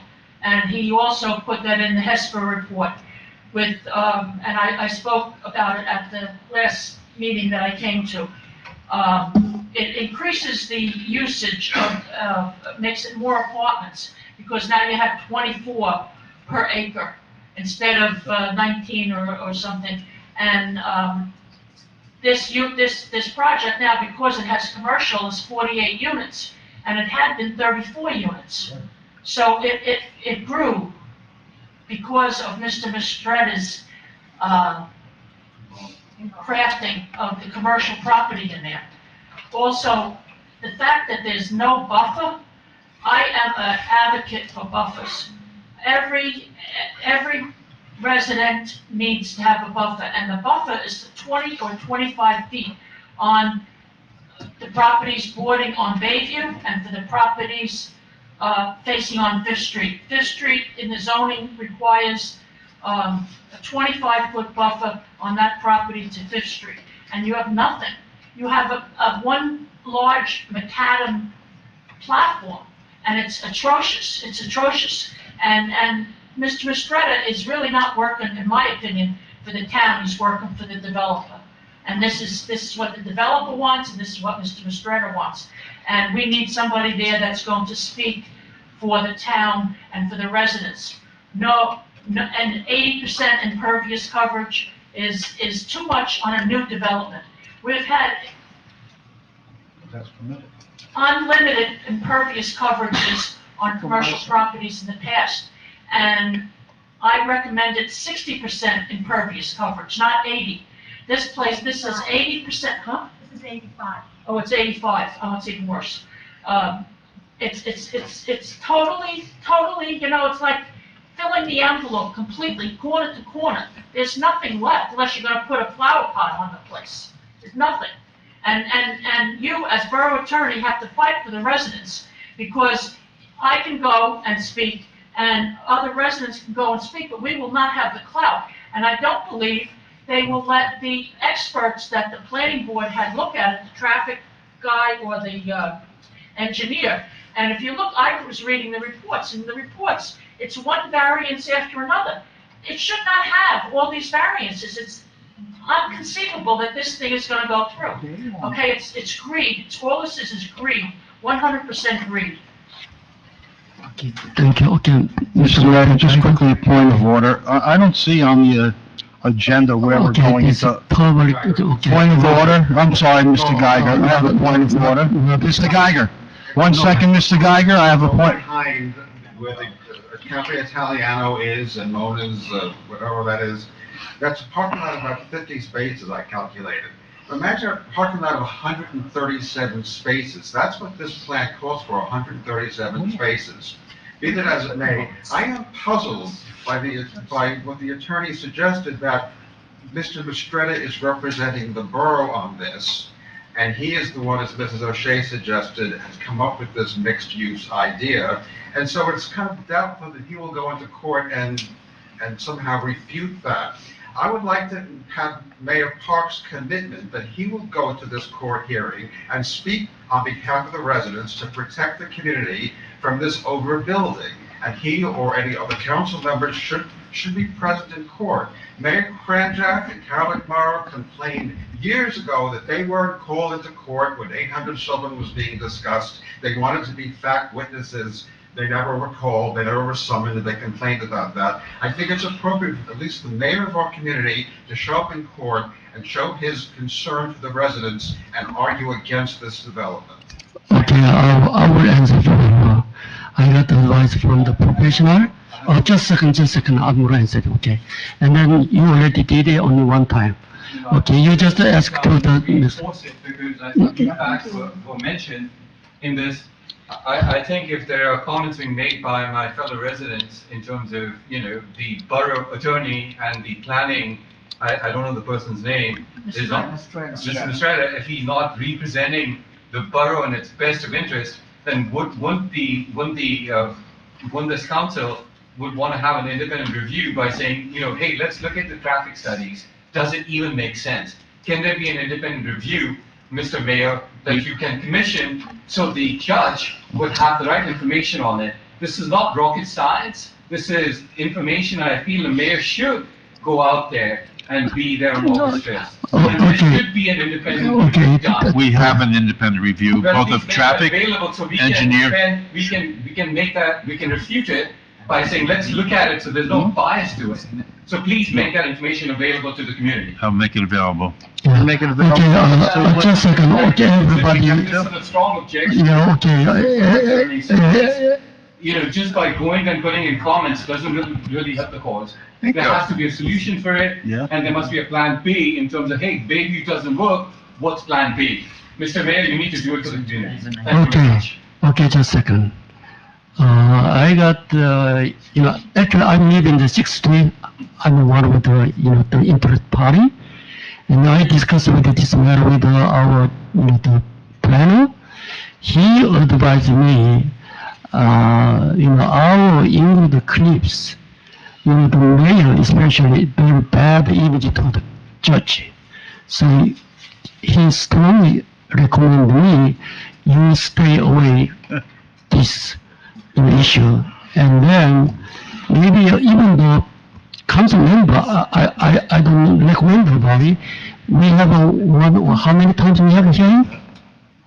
Not only just once, right? We have 1 or 2, 3. How many hearings will there be? Yeah, how many? As many as it takes to complete the application. Yeah, okay, maybe, So they will present, initially, the applicant will go, they will present their witnesses, 4 maybe witnesses, maybe 5, and we will cross-examine those witnesses. I've asked the judge to allow our experts to cross-examine those witnesses, like we would do, like normally they would ask questions at a regular planning board hearing. Ms. O'Shea, you're aware of that procedure. Because otherwise it would have to come through me, and it would just seem silly that, just to be intermediary for the experts' questions. Right. Okay, anyhow, yes, we will consider. And we will consider where and how to use, what experts and what witnesses to use. But all of you can come and voice your concerns, and, that would be helpful. Yeah, okay. Anybody else? I just have a point of order, because you said we're going to open up again to the public. I don't see it on the agenda, and I'm just wondering. Yeah, we're going to keep continue, okay? I'm sorry? We're going to keep continue with other items. Councilman, Okay. the mayor said that he's just basically gonna focus on this. Okay, no more question regarding about this one? Okay, then, this is a regular, open public comment. Any other, issue, come out and raise your hand and speaking. Okay, come up, please. And state your name and address, please. Morning. Good evening, actually. My name is Dr. Luciano, 13 Bayview. I'm here today to speak on an ordinance that was proposed for establishment of the Film and Television Commission. This is an initiative that I thought of after it was brought to other neighboring towns like Fort Lee and Leonia. And after speaking with members at the New Jersey Film and Motion Picture Commission, they let me know what we would need to do to be known as film ready. This is something that our neighboring towns like Fort Lee, Leonia, and Hackensack have already been trained in. Fort Lee and Leonia have both earned the film ready certification, and this designation as film ready by the state means the municipality is recognized being organized, accessible, and fully prepared to support film and television production, and the benefits are real. It attracts high-profile productions, both large and small, looking for authentic film-friendly locations. It increases municipal revenue through permits, location fees, and local business spending. And perhaps most importantly, it offers positive exposure and economic opportunity that would otherwise pass us by. Englewood Cliffs has a unique visual identity, cliffside views, a diverse range of homes, architecture, and close proximity to New York City. This puts us in a perfect position to capitalize on the growing industry. If approved, I would serve as the town's liaison, and I will complete the training through the New Jersey Motion Picture and Television Commission. In this role, act as a main point of contact for all production inquiries, work with the borough departments and proper owners to identify and submit filmable locations to the state's official database, assist in drafting and enforcing film policy that protects residents and businesses while encouraging responsible productions. Coordinate with police, DPW, and other departments to ensure that smooth logistics go through when filming occurs. Promote Englewood Cliffs as a professional, film-friendly destination while safeguarding the town's values, quality of life, and character. By establishing our Film and Television Commission, we are taking a proactive step toward building a new economic engine for our borough, one that supports small businesses, gives local property owners new opportunities, raises our profile across the region and beyond. As someone who's lived here my entire life, I care deeply about the long-term growth, reputation, and economic stability of this community. I urge council to support this proposal, not just as a cultural initiative, but as a smart investment in our borough's future. Thank you. Okay, thank you for your concern. Okay, thank you. Can, anybody has any, no, this is not, you're just a public. Time right now. Yeah, okay. The ordinances section is later on in the year. Okay, and then next, okay, your name and, Yes, my name is Paul Graziano. I live at 188 Jenkins Drive. Just want to thank Mark Miller for coming down to my house a couple of weeks ago regarding the flooding that happened in August of last year. My questions are basically this. I'm still waiting for a resolution. Mark has indicated things would be going on, but it's almost a year. There's a house at 260 Westerville Place, which has railroad ties, which are going down his driveway, which are all broken down. And I've asked Mark to look at that and have the building inspector look at that for me, because the water goes down and into my neighbor and into my house. The other one is at 184, which is my next door neighbor. He's got 2 catch basins on his property, and Mark has indicated that he'll be down at my house on Monday and sometime next week. Also, what are the results of the inspection that was done in town? Basically, Jenkins, Westerville, and what's being done in town to resolve the flooding issue that happened in August of last year. Granted, I didn't get anything this year so far. I'm in good, but I just like to know. I have all the, we'll see you next week. Yeah, I'll see you next week. I have all the vortex video and camera. That's a lot of information. Right. And attached to each video is a report. I'm going through all the video work now. Okay. And finding, so, you know, camera goes 10 feet, you find a pipe. 10 feet, you find another pipe. Okay. We'll have to deal with that per property piece. But I have to bring the new engineer up to speed on that. So Okay. we'll deal with that. All right. As far as what we're doing our pipe cleaning and jets out, we're doing our maintenance. As crazy as it sounds, I don't window of time or hours. I just put guys in trucks to go clean catch basins. Sounds crazy, but in my world, it's beneficial. So, I think, the rain we just got on July 14th was not what we got in August. Right. It rained hard for 40 minutes, right? It was a good test that we had some area ponding, but we're draining. One other thing, Mark, I forgot to mention. Can you just speak into the mic? Yes, sorry. Members of the public and Yeah. those that are listening to live stream. One other question that's about to bring up, and I talked to you about this, because on Westerville and Jenkins Drive, there's the catch basin, which, I don't know what's going on. You want it barricaded off The barricade. It's been rebuilt, fully rehabbed. We just have to pave the outside street. I have to want to do on Anderson, and then once I have enough, you can only buy me cabs a certain amount. So I have to have enough cotton cab to do all our repairs. So that'll be done momentarily. The catch basin is built, and it's working as it should. All right, thank you so much. okay, thank you. Next. No. You want a different topic? Yeah, okay, come on. Thank you. I'm still Martin Geiger, 270 Alfred Street.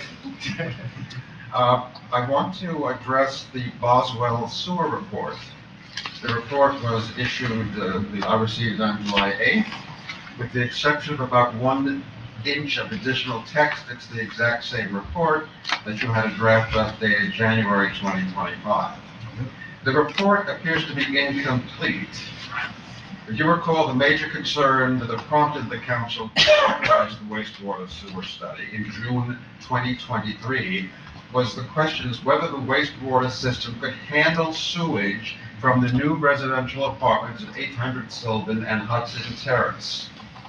An earlier study had concluded that there was some infiltration of rainwater, you may recall, that's been discussed. The report that came out said it recommends a whole host of improvements, 2.1, 2,140,000, and it says these improvements shall be completed prior to the proposed development connecting into the borough's sanitary sewer system. Well, we heard tonight that 15 residences at Hudson Terrace may be occupied by the end of next month, and the balance by the end of the year. So how are they going to connect in if the report is saying the sewer improvements need to be completed by that point?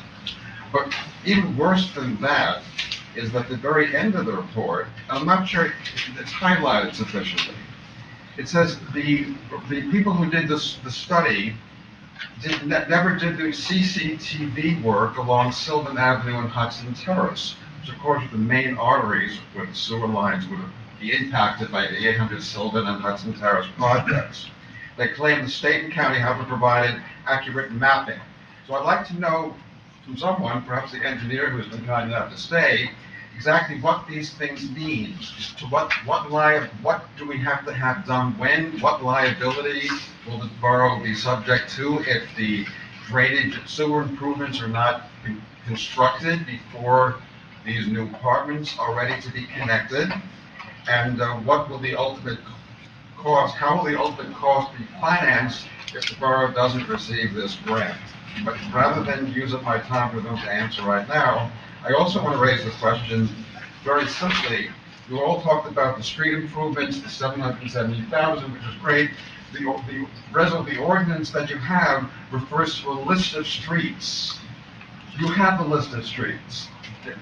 You have the list of streets. Let us know what streets, because it's impossible to calculate how you need $770,000 if we don't know what streets and what the square footage of pavement is. It just seems like a number pulled out of a hat, and that's fine as long as it correlates to some streets. I would like to know what streets are being improved. You've had a committee meeting, the engineer seems to know what it is, he's referred to it. Try to let us know what the streets that are involved are. You're very helpful. Mr. Luciano wasn't correct when he said you have the wrong town. The resolution that you're referring to authorizing this canning group refers to the town of Bethany Beach. Is that right? Bradley Beach, but no, that was wrong. Okay, just as a housekeeping matter, and I'm not sure who, the resolutions don't follow a consistent format. Every one of them should say at the very end, I'm sure the attorney would agree, this resolution shall take effect immediately or shall take effect whenever. The resolutions are generally, except for the resolution which appoints neglia, I don't think any of the resolutions are in proper format. But that's just a housekeeping matter, but it's puzzling when you have a community that's trying to pay attention, wants to see things done correctly. It's annoying to see the city council of the city of Englewood Cliffs. We're not a city council. It's puzzling to see the word manager referred to in the third whereas clause of your purchasing procedures resolution. And it's also questioning, you're authorizing the council, you're asking the council to authorize the use of BidNet. You've already used BidNet on July 7th for the bids to get neglia. So the resolution should not just authorize something, but ratify prior conduct, prior decisions, just to cover it. That's proper procedure. And I'm sure the borough attorney is not drafting all of this, because it looks like some of these resolutions, I don't want to say the word plagiarized, but they're being used from other resources, which is fine, but if you're going to do that, take the time to read them carefully. But most importantly, I want to hear about the sewer problems that we have and how they'll be addressed in time to meet the needs of the new apartments that are coming along. Thank you, Mayor. Okay, thank you. And anybody else? Okay, Mary will say yes.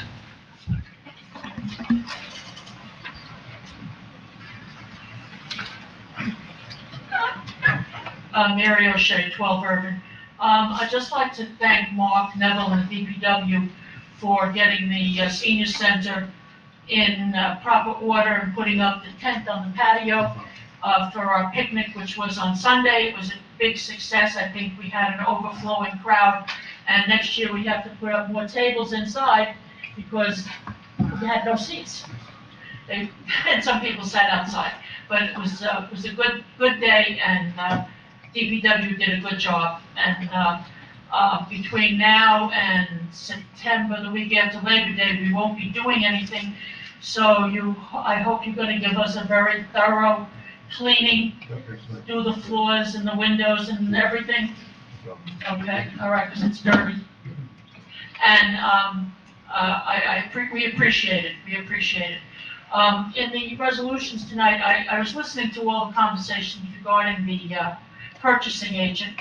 I don't believe we need a purchasing agent. I don't think we're an Englewood or a Teaneck or Fort Lee that we need a purchasing agent. We're a small town, and, you know, all I can see is more people marching in the Borough Hall doing, you know, what, for whatever reason, I don't know. I think that the people, you know, when Mark wants to buy something, he looks on the state-approved list, finds it, and gets the order, and the chief does the same thing when he's ordering stuff for the police department.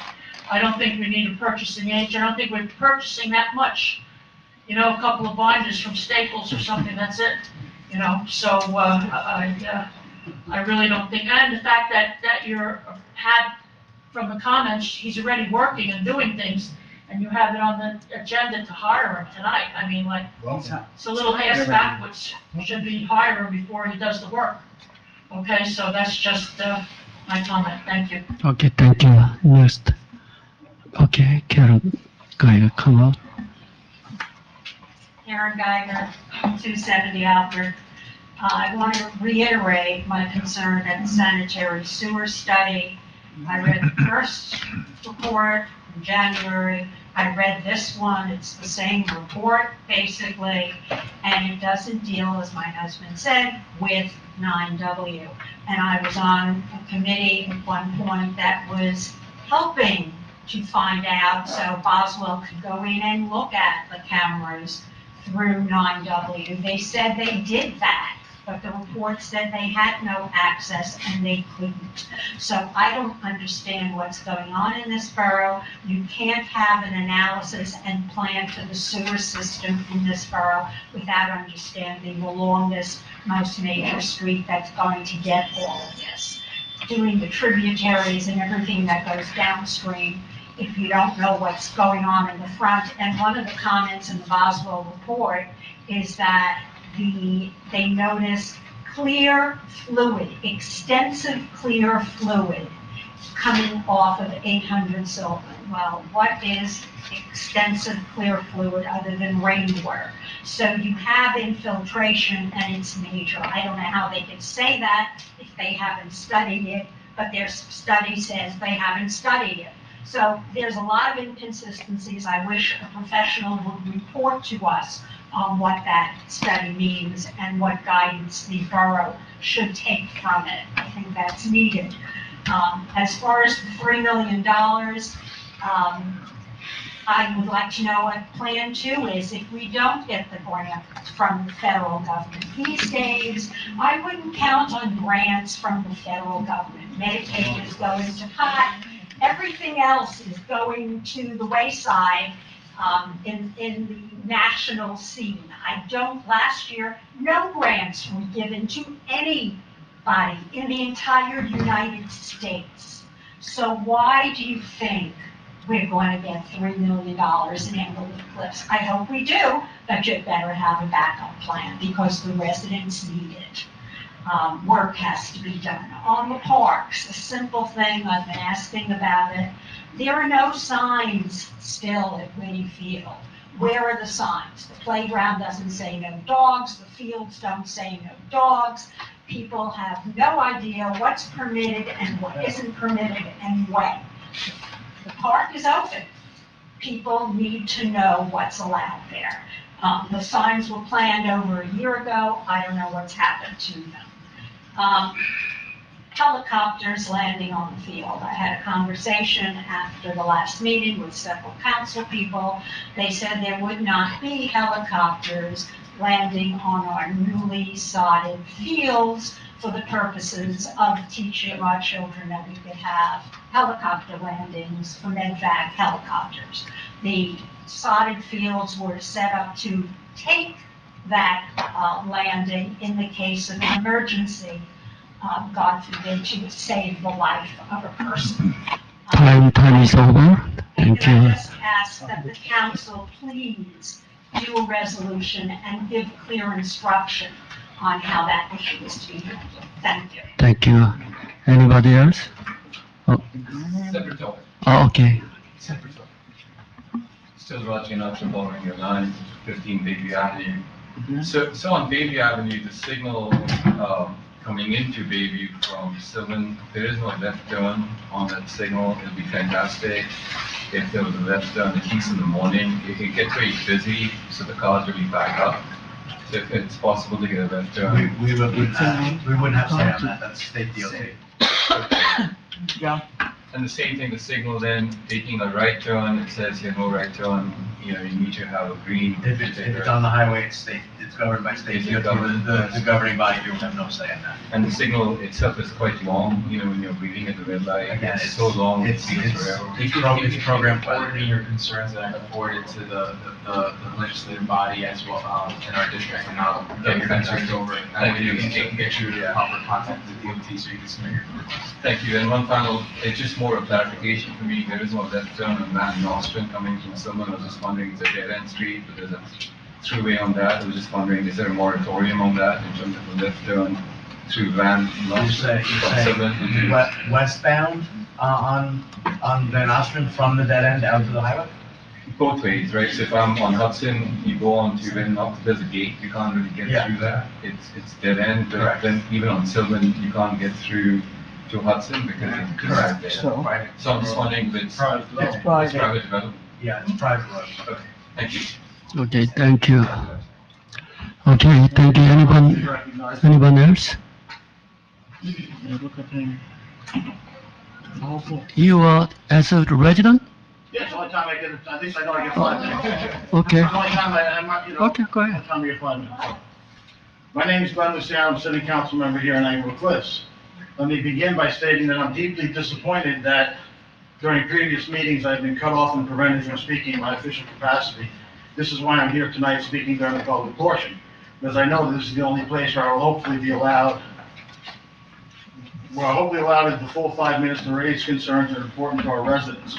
The Republican majority on this council repeatedly speaks about fiscal responsibility, but their actions tell a very different story. Let's talk about our recent hires. The borough has brought on a new borough administrator, Mr. Chowdhury.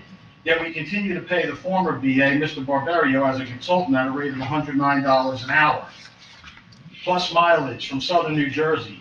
In addition, Mr. Barbario now also serves as our town arborist, again at $109 an hour. This raises serious questions. Why are we paying a premium rate for an arborist service when there are dozens, if not hundreds, of certified arborists in our own county, including the very company that already does the tree work in our town? Who authorizes Mr. Barbario's work? Because it's not the full council. Has anyone reviewed his invoices? The last bill is nearly $4,000 for this month, and yet there is no detail about the work performed. Who's reviewing it? Who's requesting him to come and do work? I see he's coming up to review trees. Why is he coming up to review trees and we're paying him mileage? $4,000 this month. You guys are disgraceful. It's amazing. Fiscal responsibility, no.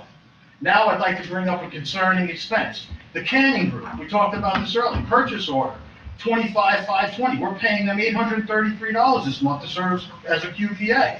But why? Our CFO, I won't even go into it, we already discovered it, but our CFO has it. I agree with Ms. O'Shea. We don't have a need for, something's going on here. We're paying someone from all the way down South Jersey. I don't know what we got over you guys, but you're paying out more money for everything. And it's amazing to me. No oversight. Then there's Mr. Burke.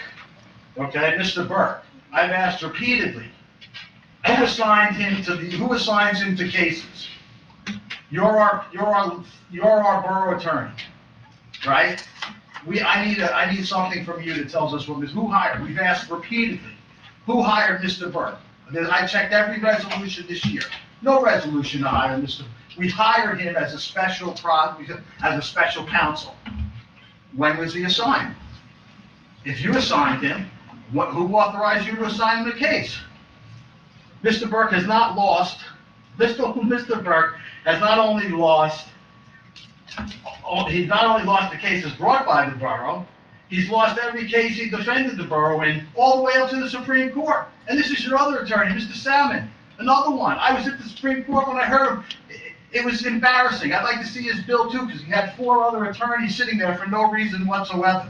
It was almost comical how poorly he represented us before the Supreme Court. There is no record of the council ever discussing or voting to approve this action. Once again, appears the Republican majority is allowing our attorneys to act independently without oversight or direction. Let's be clear, any attorney who keeps pursuing cases, even losing ones, if they know it keeps the billing cycle going, that is not accountability. That is not. Okay, time is over. Can I please Thank finish you. with the council? Okay, no, you're talking about the resident, come out. No, come out. You talking about you are going to present here as resident. You have to follow about the 5 minutes. That appear to serve personal advantage. No, come here. It has to be the rule. You mentioned that you are going to be a resident. Mr. Ferrera, where is the accountability by the You council are majority? creating the lawsuits Now I'd like person. to address an Not ongoing us. concern with how this borough handled its No. financial documents. You already mentioned as a resident. Then you have to keep the rules. 5 minutes, you come here. Why you are talking about it? This one is as a council member. Come here. All the problems in town. Come here. That's why we don't want you here. Not one purchase order You- reflects a dated CFO signature. This raises additional concerns. Is the CFO signature on the POs an actual manual signature? Or is it a stamp or ordo signature? If it's stamped, does the CFO even review these purchase orders before they're processed? And further, I do not see any Time is over. signing off on a voucher. Is that legal? Time is over. Total oversight, I have the government costs. The people of Englewood Cliffs. Time is over. Come They here. deserve transparency, fiscal responsibility, and leadership that puts the borough first. Not politics or personal vendettas. You Thank are you. the master here. Thank you. The master. You create all the problems. It's you. Okay. That's why we don't want you here. We need a meeting orders. You- Anybody else? People did want. Okay, no one is seeing, no one hearing. I need a motion to close public. You lost too, right? I need a motion to close Yes. public portion. I need a motion. Make a motion. Any second? All right, All in favor? See if there's any other members that want to be heard. Oh, no, nobody. Okay. Nobody. Other person. Anybody else want to be heard? We need a vote. Yes. Okay. All in favor? Yes. Okay, hi. Okay, let's move on, next item. Business already here. Okay, number 9, PA, Eugene, take care of this, number 9 items? Sure, Mayor. Yes. Thank you so much. There's no volume on YouTube. There's no volume on YouTube. Low volume on YouTube. Oh, it's low? I must have spoke too loudly or too No, long. they were, Burn the line. speaking into the mic, that's what I was trying to say earlier, that's how they're gonna be able to pick us up, alright? Alright, so on the items of communications and correspondence and requests, we have about 4 here, I just need to go through them. For the state health benefits, program rate renewal recommendations, at a recent state health benefits program rate renewal meeting, the report confirms that municipalities such as the Borough of Englewood Cliffs are expected to face a 37% rate hike effective January 1st, 2026. In response to this, myself and the finance committee, we are looking into alternatives that hopefully we'll have some updates at the next council meeting as to like what are some alternatives for us to look into with respect to these hikes that are statewide. And as far as the Division of Local Government, Local Government Services, Local Finance Notice 2508, the public contracts law threshold increases. The DLGS Local Finance Notice 2025-08 raised the public bidding threshold to $52,000. As touched on a little bit earlier, the MOU signing ceremony with LGCNS, in which the mayor was authorized to execute the MOU at the last council meeting, will take place on July 29th, 2025 at 2 p.m. at LG's headquarters to officially sign this MOU that will embark the new journey of smart city partnerships. And lastly, just on a housekeeping item, the New Jersey State Planning Commission In terms of Bergen County, their first negotiation session with Bergen County has been canceled on Friday, July 11th, and at 9 a.m., and will be rescheduled to July 24th at 4 p.m. If necessary, the second session will still be held on Monday, July 28th, 2025 at 2 p.m. Okay, thank you so much. Thank you, BA. Okay, let's move on next agenda. I need a motion and a second to approve resolution 25-144. Any discussion? 25-144. This is to appoint Sean Canning Yes. as qualified purchasing agent. Do you need a motion? Yes. Yeah, I need a motion. I'll make a motion. And I need second. Okay. Roll call, please. On roll call, Council Members Begets, Yes. Council Member Ramones, No. Council Member Luciano. He's not here. Doesn't matter. Continue. Councilman Liang. Yes. Councilman Patel. Yes. Councilman Katurbis. Yes. Motion passes. Okay, thank you. Resolution 25-145. I need a motion and a second. It's a resolution authorizing the appointment of Intisham Chowdhury and Beauty Nadeem as an alternate as municipal representatives to the Bergen County Community Development Regional Committee. Any discussion? No. No? Okay. Motion. I need a motion. Motion. Second. Who is the second? Second. Okay. Roll call, please. On roll call, Councilwoman Ramones, No. Councilman Luciano, Not here. Councilman Luciano? He's not involved. He doesn't care. Councilwoman Begets. Yes. Councilman Liang. Yeah. Councilman Patel. Yes. Councilman Katurbis. Yes. Motion passed. Okay, thank you. Resolution 25-146. I need a motion and a second to approve resolution. Would you explain this one, Bob? Motion. No. 25-146 is a resolution regarding resignations, promotions, and reassignments, all within the Department of Public Works. Some of the people are going from part-time to full-time, some are retiring, and this resolution just sets that forth. Okay. Okay, any discussion? Is there a motion? Is there a motion? Motion? Okay. Roll call, please. Rashid? Okay. On roll call, Councilwoman Drummond, Yes. Councilman Luciano, Councilwoman Begets, Yes. Councilman Liang, Yes. Councilman Patel, Yes. Councilman Katurbis. Yes. Okay, thank you. 11, approval of the minutes. June 5, 2025 special meeting, and June 19, 2025 regular meeting, June 27, 2025 regular meeting, special meeting? Oh, okay, sorry. Yes. I'm sorry. I need a motion and a second to approve this minute. I need a motion, Motion. second, anyone? Second. Okay, roll call, please.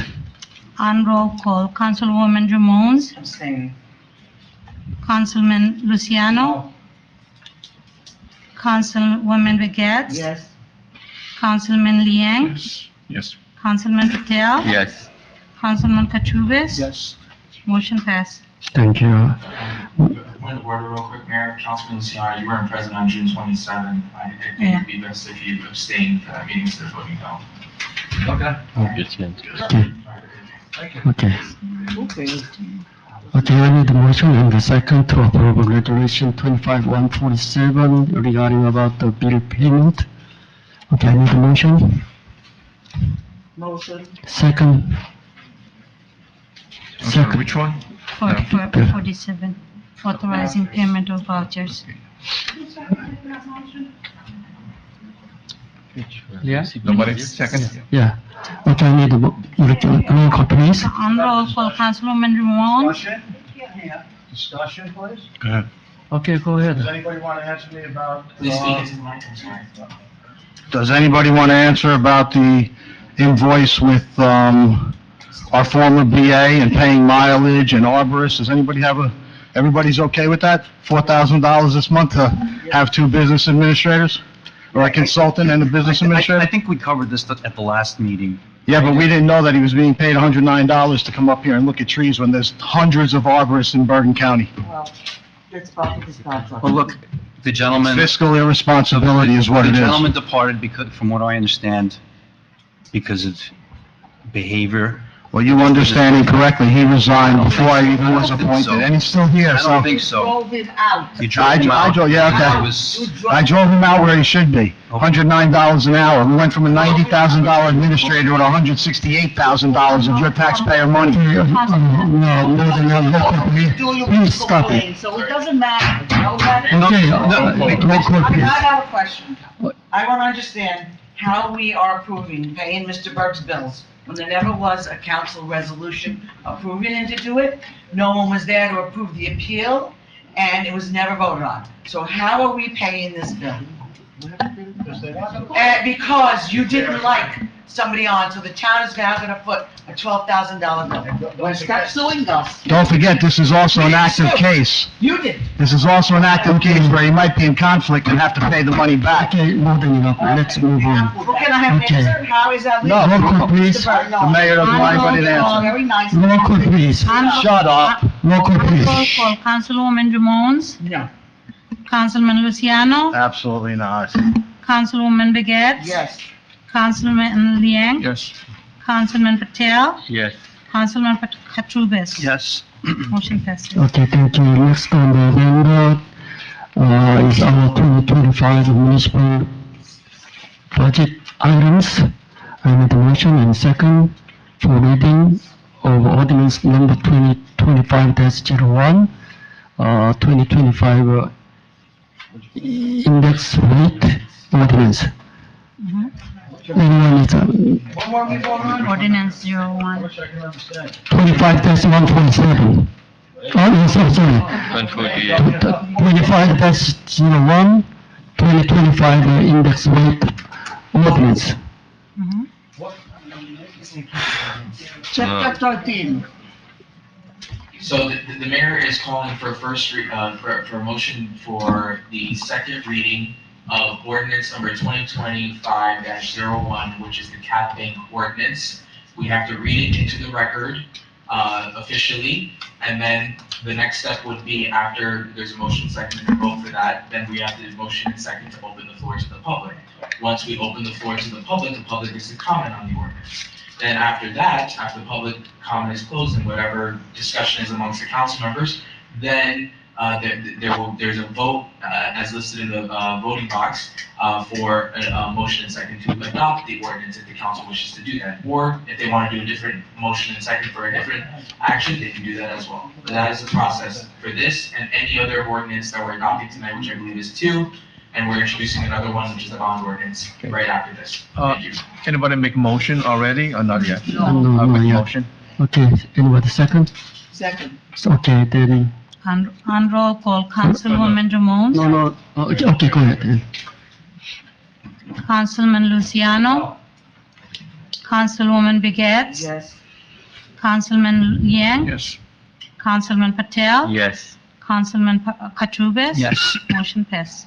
Okay, I need a motion to offer I public, can right? read the So the ordinance clerk will by read the title. Okay, ordinance. okay, Yeah. yeah, okay, go ahead. The Mhm. clerk is gonna read it now. Okay, Ordinance number 2025-01, an ordinance to exceed the municipal budget appropriation limits and to establish a cap bank for calendar year of 2025. okay, thank you, and I have to offer to the public, right? Okay, I need a motion to offer to the public, Make a motion. second, okay, anybody has any, How about? we don't, We need Public the vote. comments on yeah, this ordinance, yeah, this we don't need. ordinance. What? Yeah. No, So, nobody. No, I don't think. Motion to close the meeting. No one is still in the hearing, and I'm gonna close it. I need a motion to close public portion. Councilman Luciano made the motion. You can come here and. Okay, Yeah. second, okay. Yeah. Okay, all in favor, All right? Aye. Yeah, all right. Okay, Next, and then what is the next items? Adopt and advertise. ordinance 20. 2025-01. I'm confused. Advertising. Which one? This is the new numbers we're re-advertising, or is this on the cap bank? No change on the cap bank from the original? Need a motion to adopt. Okay, sorry about, I need a motion and the second to adopt the Motion. advertising Advertise. I make a motion. ordinance number Okay. 25-01. I need a motion. I made a motion already. Okay, second. Okay, roll call please. What is it? On roll call, Councilwoman Ramones, No. Councilman Luciano, No. Councilwoman Begets, Yes. Councilman Liang, Yeah. Councilman Patel, Where is it? He's maybe through. Mr. Chowdhury, just put your head under the counter and say yes, it'll be fine. Councilman Katurbis, There will be no difference. No. Tim. Let's wait for him. There you go, now say yes. Where is it?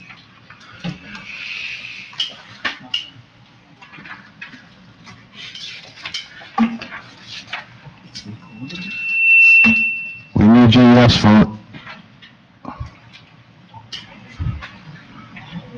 Yes.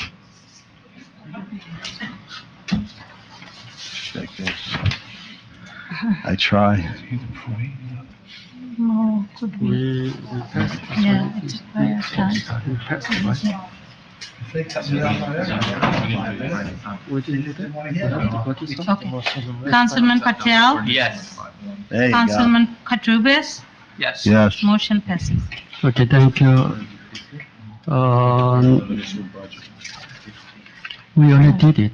No, it's No? a different one. Doesn't have to be reintroduced? Yeah, okay, we need Change. public comment. I need a motion But we can't vote on it. to correct. Motion. Okay, second. Second. Okay, anybody, any, This is the public hearing on the 2025 budget. okay. Amended? Come out, yes, please. This is For the All in amendment, favor? for the amendment. Yeah, all in favor. It's not the budget, it's the hearing. It's just a public hearing on introduced budget that we did last month. It's not taking any action, it's just a public hearing. But the numbers changed from what we advertised. That'll be the next one. So we're gonna have another public hearing. Yes, Public exactly. hearing on the whole new thing or This just is a on the public amendment? hearing on the introduced budget from last month that was advertised. Okay, yeah, come out, yes. Well, do we open it to this? Okay. It doesn't matter, we don't follow the rules anyway. Just go ahead. Karen Geiger again, she said, yeah, great. I have two concerns about the budget that was introduced last time. One, it said that you were taking $3.9 million out of surplus in order to fund the zero increase in the budget. Can you tell me how much we took out last year, Mr. Shway?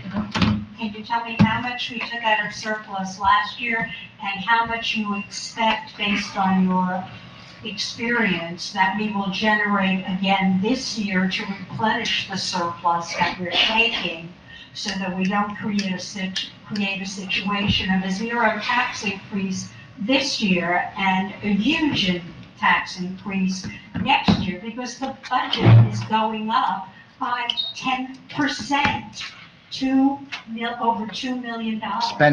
Spending, the budget is going up, the appropriations are going up by 10%, while our taxes Smoke stay and mirrors. flat because we're taking almost $4 million out of surplus.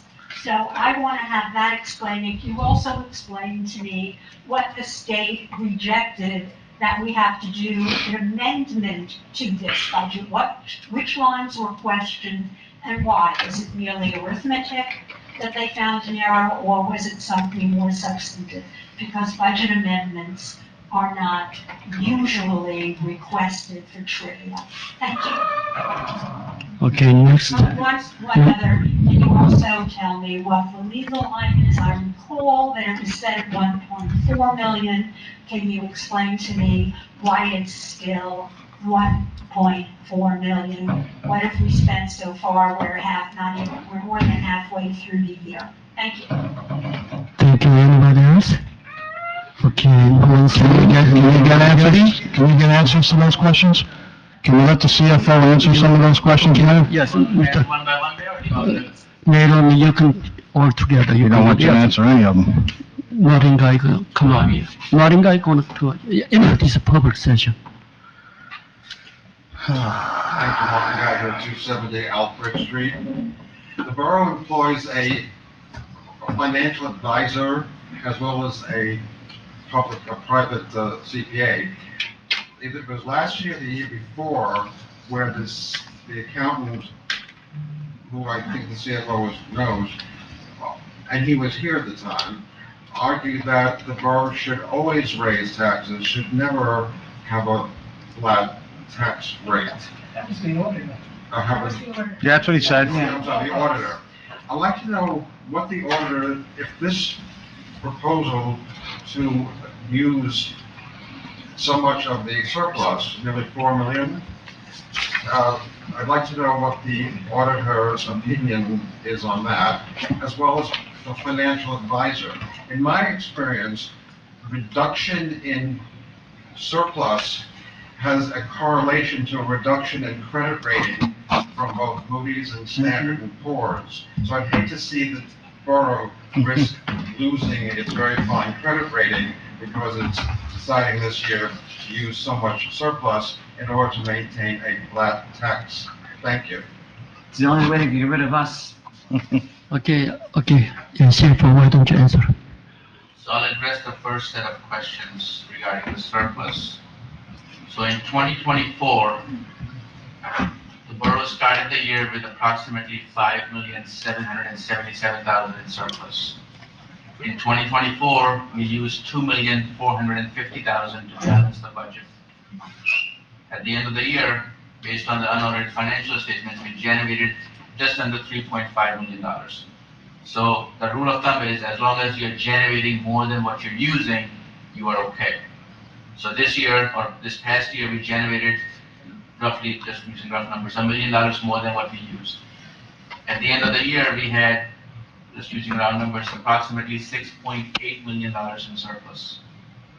This 2025 budget is using $3.9 million of that $6.8 million balance.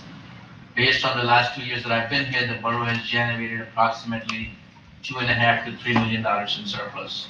So based on those 2 years historical numbers, based on the position so far to date, I'm pretty confident that we'll be able to generate at least $3 million in surplus. 3.9 or $3 million. Again, this year we are using a little bit more than what we have done historically. That's a mayor and council decision. Financial advisor, I'll actually try to combine both speakers' questions together. Financial advisors don't necessarily get so much involved in the budget as the auditor. The auditor actually has to sign off on the budget, along with the CFO and the borough clerk. This year, the auditor is new. He did look at the review of the budget. He did sign off on it. From our world, finance world, and budgeting world, our recommendation is always increase the taxes because you want more and more in your reserves. And I'm sure if the auditor was saying not by the CFO, we can recommend all we want. Ultimately, it's your decision. Would I have liked to see a little bit of tax increase in this budget? Yes. But I did some numbers. A 2.5% increase would have generated about $400,000 in tax revenue. So 400,000 is not that much of money. So, again, if you do it each year, it builds up. But I think what we should do as a policy or as a recommendation going forward, because we've had 2 or 3 years of no increase or zero increase, we need to get back on having some sort of tax increase to stabilize the revenue. And it may not have an immediate impact on your credit rating, but eventually it will affect when your surplus is diminishing and you're not able to generate the same amount that you're using. So I think that captures the answers to the legal line item. The state comments, okay. So let's jump on the state comments. So the state basically, when the budget is introduced and submitted to the state, one of the first things they do is they try to reconcile the figures in the introduced budget to the figures in the unaudited financial statements.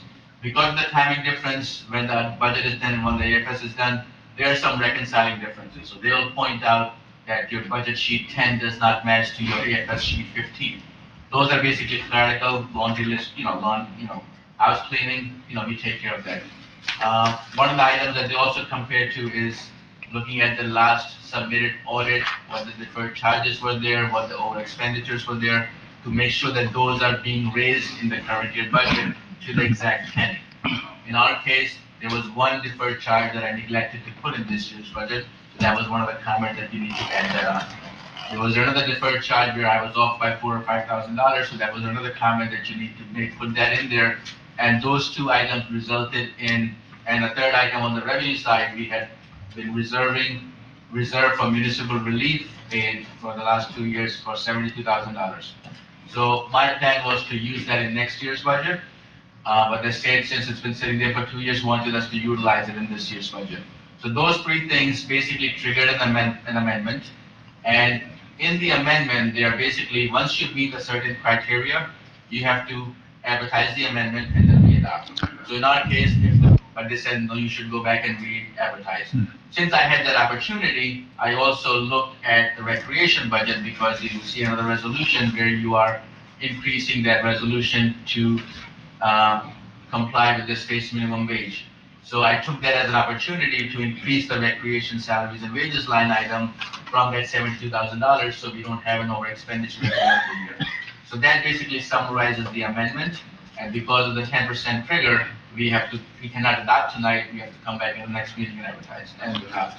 Okay, I think I'm missing one thing, legal line item. Yes. The legal services, because we are in Englewood Cliffs, I didn't feel comfortable significantly reducing the legal line item, but I don't expect us to use the full line item that we are appropriated, as long as we monitor on a monthly basis the volume of work being assigned to the attorneys.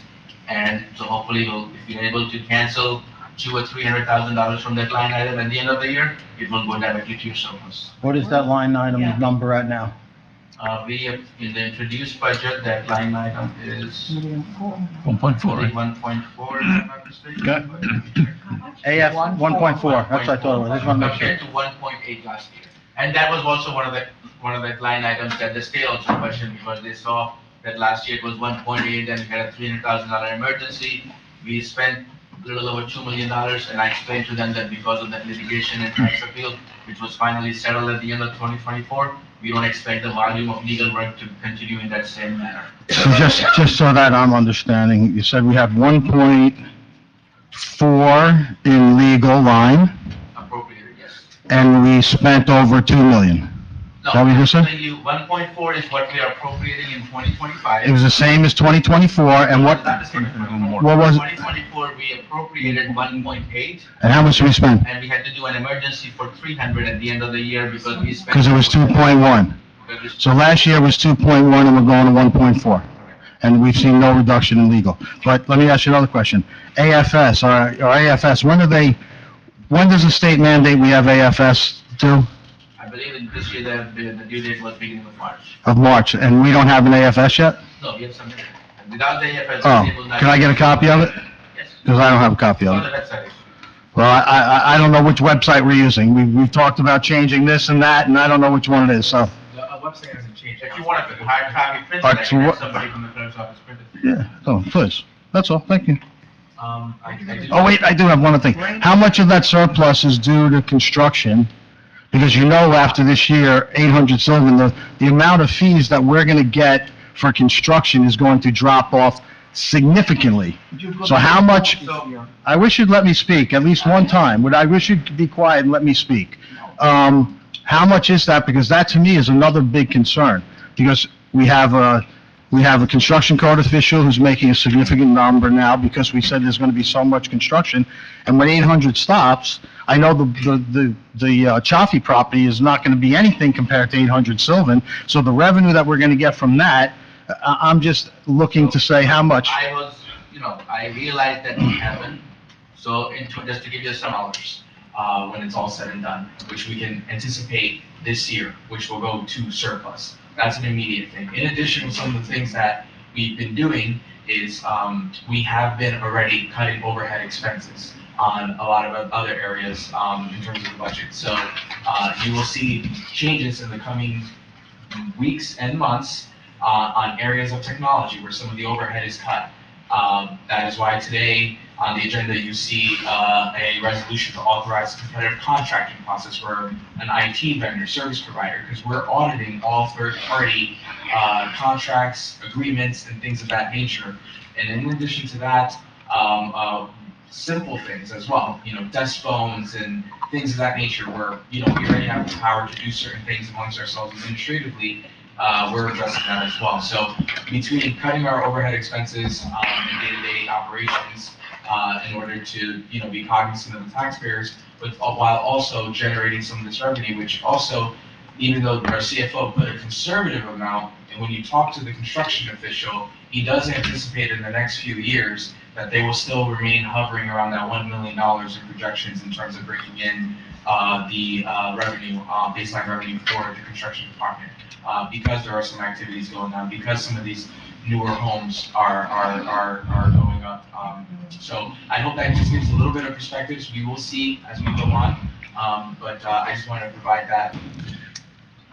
There is the ability for the borough to have a film-ready status that he spoke about, which puts you towards the top of a line in terms of having films made in the borough. Now, this doesn't mean that we have to do it. It's an advisory committee that will discuss the pros and cons, the benefits to the city, and what ordinances, if we so decided to move forward, should be prepared and presented. And who's going to appoint these people to this committee? The mayor would appoint the people to the committee. Okay, any public portion? Anyone? Okay, yes, come out. With consent, I'm sorry, with consent. I don't see that in the resolution, I know, but I don't have it in front of me, but. Does it say that clearly in the resolution? Okay, it's an ordinance. Does it say it in the ordinance, with consent? Because if it doesn't, it means significantly different thing than. No, it doesn't because our So that's different than what you're telling us. No. You're saying naturally with consent. I'm telling you Go ahead and finish. that the appointment to a committee is done by the mayor with the consent of council. And I'm just saying, is it in the ordinance? Because we know if it's not, then we play games here. But thank you. Go ahead, Ms. Geiger, I apologize. No problem. I wanted to know the answer myself. Karen Geiger, 270 Alfred. The young man came up here and offered himself for this position. I take no position as to whether he's qualified or not qualified, but how are you going about finding people who will bring something positive to this committee and who we know will not have self-interest involved in being involved in this committee, and will know enough about Englewood Cliffs to communicate it effectively to whoever does this on a state level. It's very nice to have films shot in Englewood Cliffs, I assume, but do we really want to have our roads closed on top of the roads closed for the paving, on top of the roads closed for pedestrian, et cetera, et cetera? I mean, there needs to be somebody who has some understanding of all the things that are going on in the community to represent us, not necessarily somebody who just is interested in film or has a career in film. That's just a comment. I just think that, in response, I think that, we're kind of putting the cart before the horse. I think we should have an ordinance in place, and there's many of them. Fort Lee, Harrington Park, I know we did one to protect the residents and to protect the borough from things like that before we create a committee to make suggestions, because there's many ordinances out there in this county alone that we could use as guidance. And respectfully to everyone that served on a committee, I've been on it myself, committees don't do us justice. It seems that the committees that have been created have just usurped power away from the governing body strategically. And I think that we should look to find ordinances that we can adopt as the governing body that's going to be beneficial to us before we even create a committee that, as Ms. Geiger clearly pointed out, who's going to be on the committee? Is it going to become a political football, or, I mean, who's going to be qualified on it? This young man that was here speaking, we don't know his qualifications, and he might not have any, but he's a resident, and I feel bad, but, I mean, if I'm not really for the committee per se, but I'm for us establishing an ordinance that prevents people, like we had in another municipality I was in, that they loved their house to do commercials in, but it disrupted the neighborhood. That's what we should be more concerned with, instead of creating a committee that's going to just throw, sand in the grease. I mean, as far as I'm concerned. So, just my own opinion. Thank you. Thank you. We will talk in advance through this screen about, the committee. So, we're going to, this is another benefit for our town. So that's why the young man is very, the interest about this one. And even a couple of years ago, we already, adapted this resolution. So that's why we're going to try to this one. Okay, any other, okay, you're going to add on? I just wanted, just for a point of clarification to members of the public here, currently, film permits are taken in by the clerk's office, right? Every year, the State of New Jersey Film Commission, and I believe the NJDEA, it's a subsection of them, they email municipalities statewide saying how many film permits you collect. I don't want this to be mistaken, the clerk's office is still going to control this entire process. They're going to run the show here. These are just suggestions that the young man, if he is selected or into the committee with consent of the council, or any advisory committee that's formulated through this, if this ordinance passes, but the decision will rest solely on the governing body to address any pieces of legislation regarding film advisory. That could mean anything to the concerns of the private homeowners, anything in terms of the fees, anything to incentivize in conversation with the NJEDA to present a plan and action. However, the applications and what kinds of films are in accordance with borough ordinance, that lies with our Madam Clerk, in accordance with state regulations and also our borough code. I just wanted to state that for clarification. Nobody's going to come here and be able to dictate to the council or to the borough staff, this is what you need to do, this is what you need to follow. I hope that answers. Do we have an ordinance for filming right now? I believe so. I can forward it. I need to take a look at the Eco 360 and I'll find it. We're having a discussion with general code anyway regarding some stuff with our code, so I'll get that for you. Okay, anyone else? Any comment? Okay, no one hearing and no one saying, and I need a motion to close public portion. Motion. Second, all in favor? Yeah. Okay, I need a motion and a second to adopt, advertise, Adopt the ordinance. Oh, the- advertise according to law. advertising, Motion and advertise, or adopt and advertise. advertise ordinance number 25-02, right? Yeah. Yeah, second reading. Okay, is there a motion to, Motion to number 25-02, right?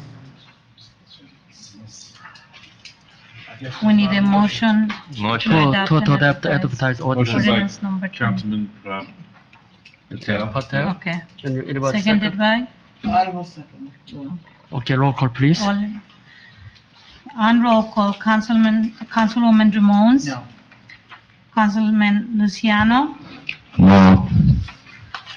Councilwoman Begets? Yes. Councilman Liang? yes. Councilman Patel? Yes. Councilman Katrubis? Yes. Motion passed. Okay, thank you. Next on the agenda, we have an introduction of the ordinance, introduction ordinance number 25-004, 2025 road resurfacing program, Riverside Co-op and drainage improvement. I need a motion and a second to introduce ordinance 25-04. Second. I need a second. 20, For the bond, people. Yeah. This isn't the Second, second. second. yeah, okay. Roll call, please. Can we get discussion, because I'd like to request a list of, It's in your packet. It is in? Yeah. Okay, well, the packet was sitting here tonight, so I didn't see it, but, okay. And it was emailed to everybody, but. We have the square, we have the linear, we have each one of the linear footage in it? Let's have the, Thank you. let's have the clerk read the title of the ordinance, please. On roll call, I was there. On roll call, Councilwoman Drummond, Yes. Councilman You Luciano. call me Councilwoman, it's fine, I've been called worse. Councilman Luciano, Aye. Councilwoman Begets, Yes. Councilman Liang, Yes. Councilman Patel, Yes. Councilman Katurbis. Yes. Would you read, Ordinance? would you read the ordinance? I don't see Yes. square footage. Sure, ma'am. Ordinance number 2025-04, bond ordinance to authorize the 2025 road resurfacing and drainage improvement program in by and for the Borough of Englewood Cliffs in the County of Bergen, State of New Jersey, to appropriate the sum of $770,000 to pay the cost thereof, to make a down payment, to authorize the issuance of bond to finance such appropriation, and to provide for the issuance of bond anticipation notes in anticipation of the issuance of such bonds. Mr. Farrar, in the future, I believe the clerk only needs to read that first sentence instead of reading all that on introduction, is that correct? It's whatever the title is. That's the whole title? Yeah. Okay, thank you. Thank Trying to you, save her thank you, from- clerk. We need a motion to I need a introduce motion and and- advertise yeah. ordinance. I need second. Second. Okay, all in favor? A roll call? Roll call, okay. On roll call, I don't know. Councilwoman Drummond, Yes. Councilman Luciano,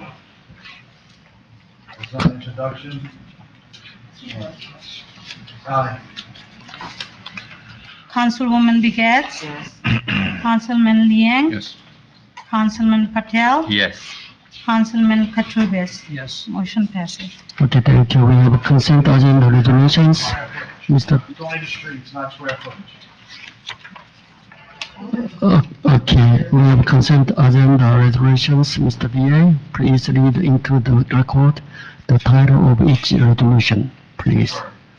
On the item of resolution consent agenda, are under subsection RFQs, bids, competitive contracts, we have 25-149 resolution rescinding resolution number 25-118 of the Borough of Englewood Cliffs authorizing the hiring of a grant writing, consulting, and disaster recovery administrative services through the competitive contracting process.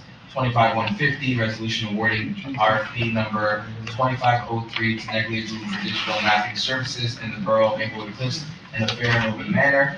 25-141, a resolution authorizing the issuance of a request for proposals for health benefit consultant services under extraordinary unspecifiable services for calendar year 2025. 25-152, resolution authorizing the hiring of an internet and technology support company through the competitive contracting process. Under grant writing and NJDOT projects, 25-153, resolution authorizing the submittal of award extension request for LA Local Aid 2023, Municipal Aid Englewood Cliffs, Borough Floyd Street, resurfacing 02 to NJDOT. 154, a resolution authorizing application to the New Jersey Clean Energy Program, Community Energy Planning Grant Program.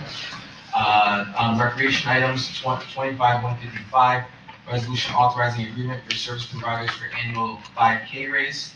25-156, resolution amending resolutions 2598 and 25-143 to increase hourly rates for summer camp counselors in accordance with New Jersey state minimum wage requirements. On finance tax purchasing, 25-157, resolution authorizing increase in bid threshold.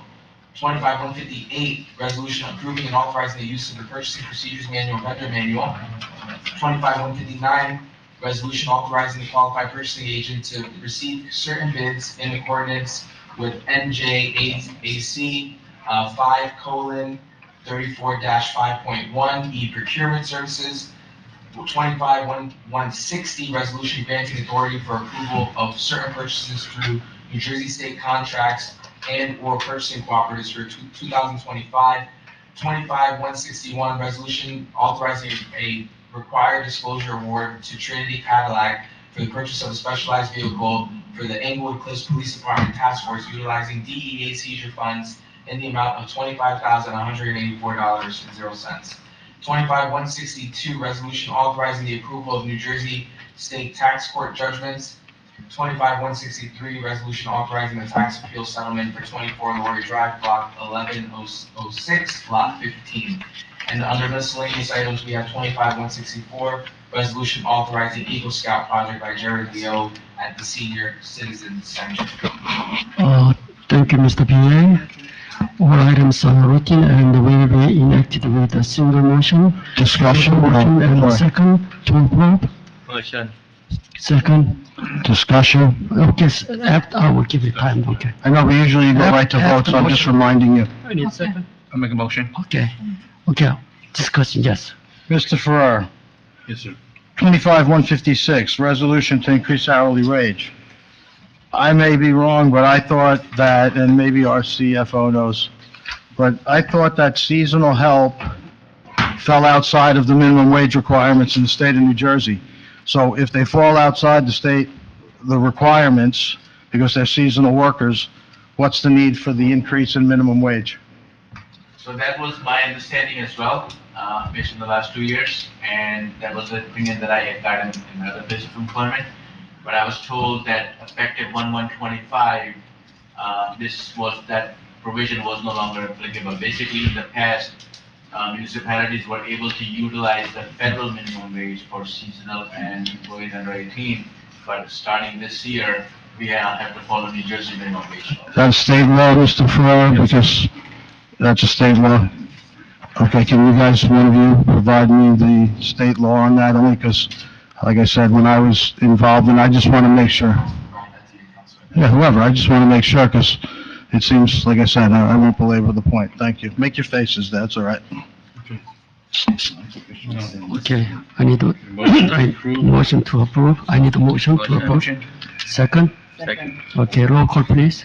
On roll call, Councilwoman I Drummond, just want to be clear, we're voting on all of them? Of Yes. course. Consecutive. So go through them individually. Okay, so I say yes for 149, yes for 150, yes for 153, yes for 158, yes for 160, yes for 161, and 164, yes.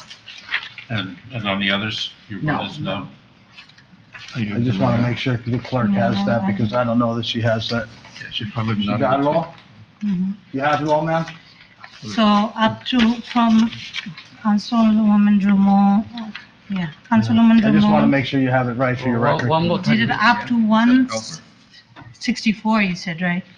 149, yes, 150, yes, Okay, Mark. So yes. Okay, 153, yes, 158, yes, 160, yes, 161, yes, and 164, yes.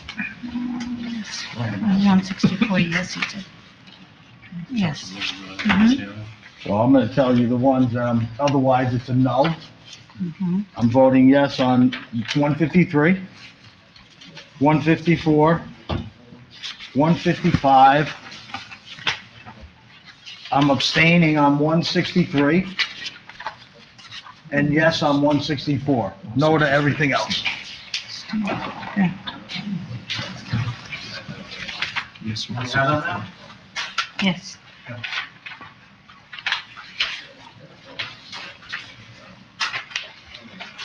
The next, On, next on roll call. otherwise everybody else is on, right? We'll see. On roll call. Okay. Yes. On roll call, Councilwoman Ramones. Oh, she already did voted. already. Councilman Luciano voted. Did already. Councilwoman Begets. Oh, yes. Councilman Liang. Yes to all. Councilman Patel. Yes to all. Councilman Katrubis. Yes to all, but I'll recuse from the salary raises, please. Number? What's the Recused number? from Salary raises. salary raises. Yes, resolution For record. 156. 156. 156. Okay, thank you. Okay, thank you. Any old or new business? Yes, Mr. Yeah. Mayor. Okay, yes, okay, go ahead. The last meeting, I made a mistake and I wanted to recuse myself from the liquor license from Lefkes. Mhm. So I just wanted to correct that for the record. I apologize if that Okay. screws up the vote. Leave the borough attorney. Okay. Same for me as well. I abstain. You abstained before. Yeah, but now we want to recuse, right? No, you did. He's changing from abstain to recuse, which is. I think you abstained last time, right? Yeah. You did already, right? So- No, I just have one question. Do we know anything about when they're replacing the memorial stones or the Iron Hawker stone at the park? Because people are asking about it. Yeah, I think And there they was a paid for it. correspondence, so. And also, while we're on it, I noticed the other day, I don't know what happened to the walkway that used to be next to the playground, but now they're wearing a path in the grass. There's no path between the street and the pathway until you go all the way down to by the little pump house on the west end on Johnson Park. I can't believe we didn't think of any walkways, but it seems like we extended the playground out past the handicap ramp, and I went past the other day, they're already wearing through the grass. So I think that as an oversight, maybe we should consider either a concrete pathway or some type of pathway so that they're not walking across the grass and killing it. And also that fencing, I don't know what that fencing is, that needs to go. No, it's correct because of the power, there's a power source, there's PSCG has to remove it. The power source has always been there, it's a covered power source. I know, but Mark Neville said that PSCG will remove it, they're notified it, but it has running power on it, so that's the reason why it's still there. The casing has power in it, In that. but that's always been there without a fence around it. I don't understand, it looks like crap. It needs to go. The park's been open since April. It needs to go. I know, it's part of our punch list, we're working on it. What about the stones? People are asking. No, I know, and they've been reaching out to me, like I said before, Mark Neville and myself, we're not quite ready just yet, because we're still finishing out some punch lists. At some point in time, we'll be approaching the mayor and council, but like I said, right now, we have a ton of priorities at the park that we need to wrap up before we can even give any kind of recommendation. So we tell them to contact you, because they contact us and say, what are we doing with it? I've been taking all the meetings, and once I have an update ready, I'll present that accordingly. Then we know where they all are. These So people- with the DPW garage. They paid for them. No, I know that.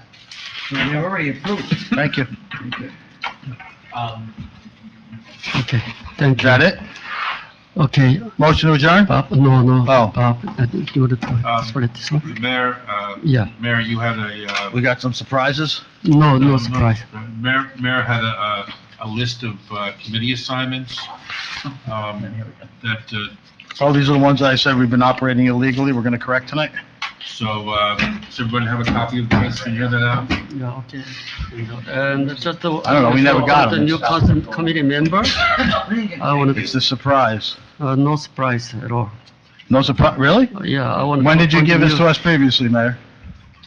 Okay, look at it and. That's what I call a surprise. I never gave it to you before, but it's not a surprise.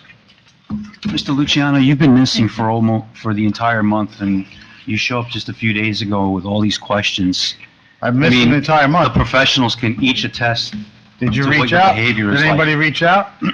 It's not our position to reach out. It's not my There's position an to old- reach out either. Look, there's an old saying, it's the man that makes the suit, not the other way around. I know, So and you're an If empty you want to suit. contribute, you're free to do it. And you're an empty suit. So, Mayor, the 2025 standing committees list that was just handed out, you want to move that, Yeah. make those appointments? Yeah, this one is a new appointment. Okay, so, Okay. is there a motion by I need a motion. the mayor and council, by the council to approve? Yes. I need a motion. At least we're following the law now. Motion. Or Second. bylaws anyway. Second. Only took Okay. 7 months. Roll call, please. Better late than On never. roll call, Councilmember Drummond, Yes. Luciano, No. Begets, Yes. Liang, Yes. Patel, Yes. Katrubis. Katrubis. Yeah, that's Oh, you. me, I'm sorry, I wasn't paying attention. No, Yes. it's fine. No. Motion passed. Okay. I have another, motion. Do you have a motion? I want to, What's the okay. second one? Okay, please submit to the everybody.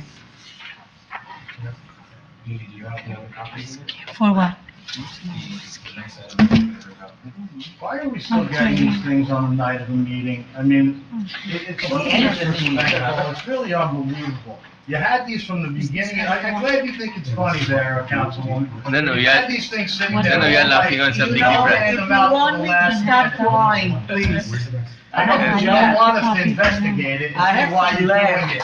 I have to laugh. You're out to lunch anyway. I think it needs. The thing I am.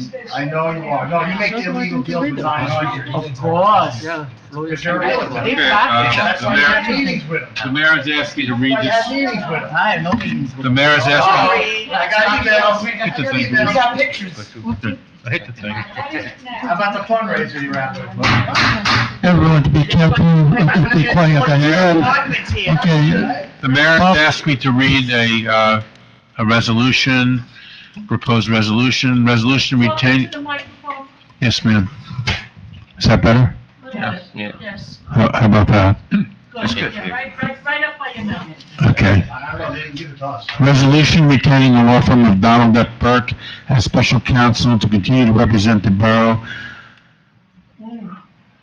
and related defendants in litigation brought by Glenn Luciano and the Democratic Committee of the Borough of Englewood Cliffs. So now. Whereas Glenn Luciano and the Democratic Committee of the Borough of Englewood Cliffs has filed a lawsuit against the Borough of Englewood Cliffs, the Borough, and others under docket number BER-L-3144-25 in the Bergen County Superior Court, and put in the lawsuit, and whereas where the borough deems it to be in the best interest of the borough to authorize Donald F. Burke Esquire to continue to represent the borough in this matter as special counsel at the previously approved rate of $215 per hour, and whereas the borough also deems it in the best interest of the borough to authorize Donald F. Burke, ESQ, to file appeals related to the denial of the stay pending appeal of the matter, as well as a direct appeal of the matter in the appellate division with the Supreme Court of New Jersey.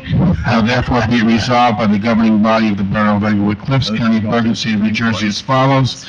One, Donald F. Burke, ESQ, is hereby authorized to continue to represent the borough in the lawsuit, and Donald F. Burke, ESQ, is hereby authorized to file such appeals with the appellate division of the Supreme Court of New Jersey relating to the denial of a stay pending appeal, as well as any direct appeal relating to any judgment order entered in the lawsuit. okay, thank you. Get authorized.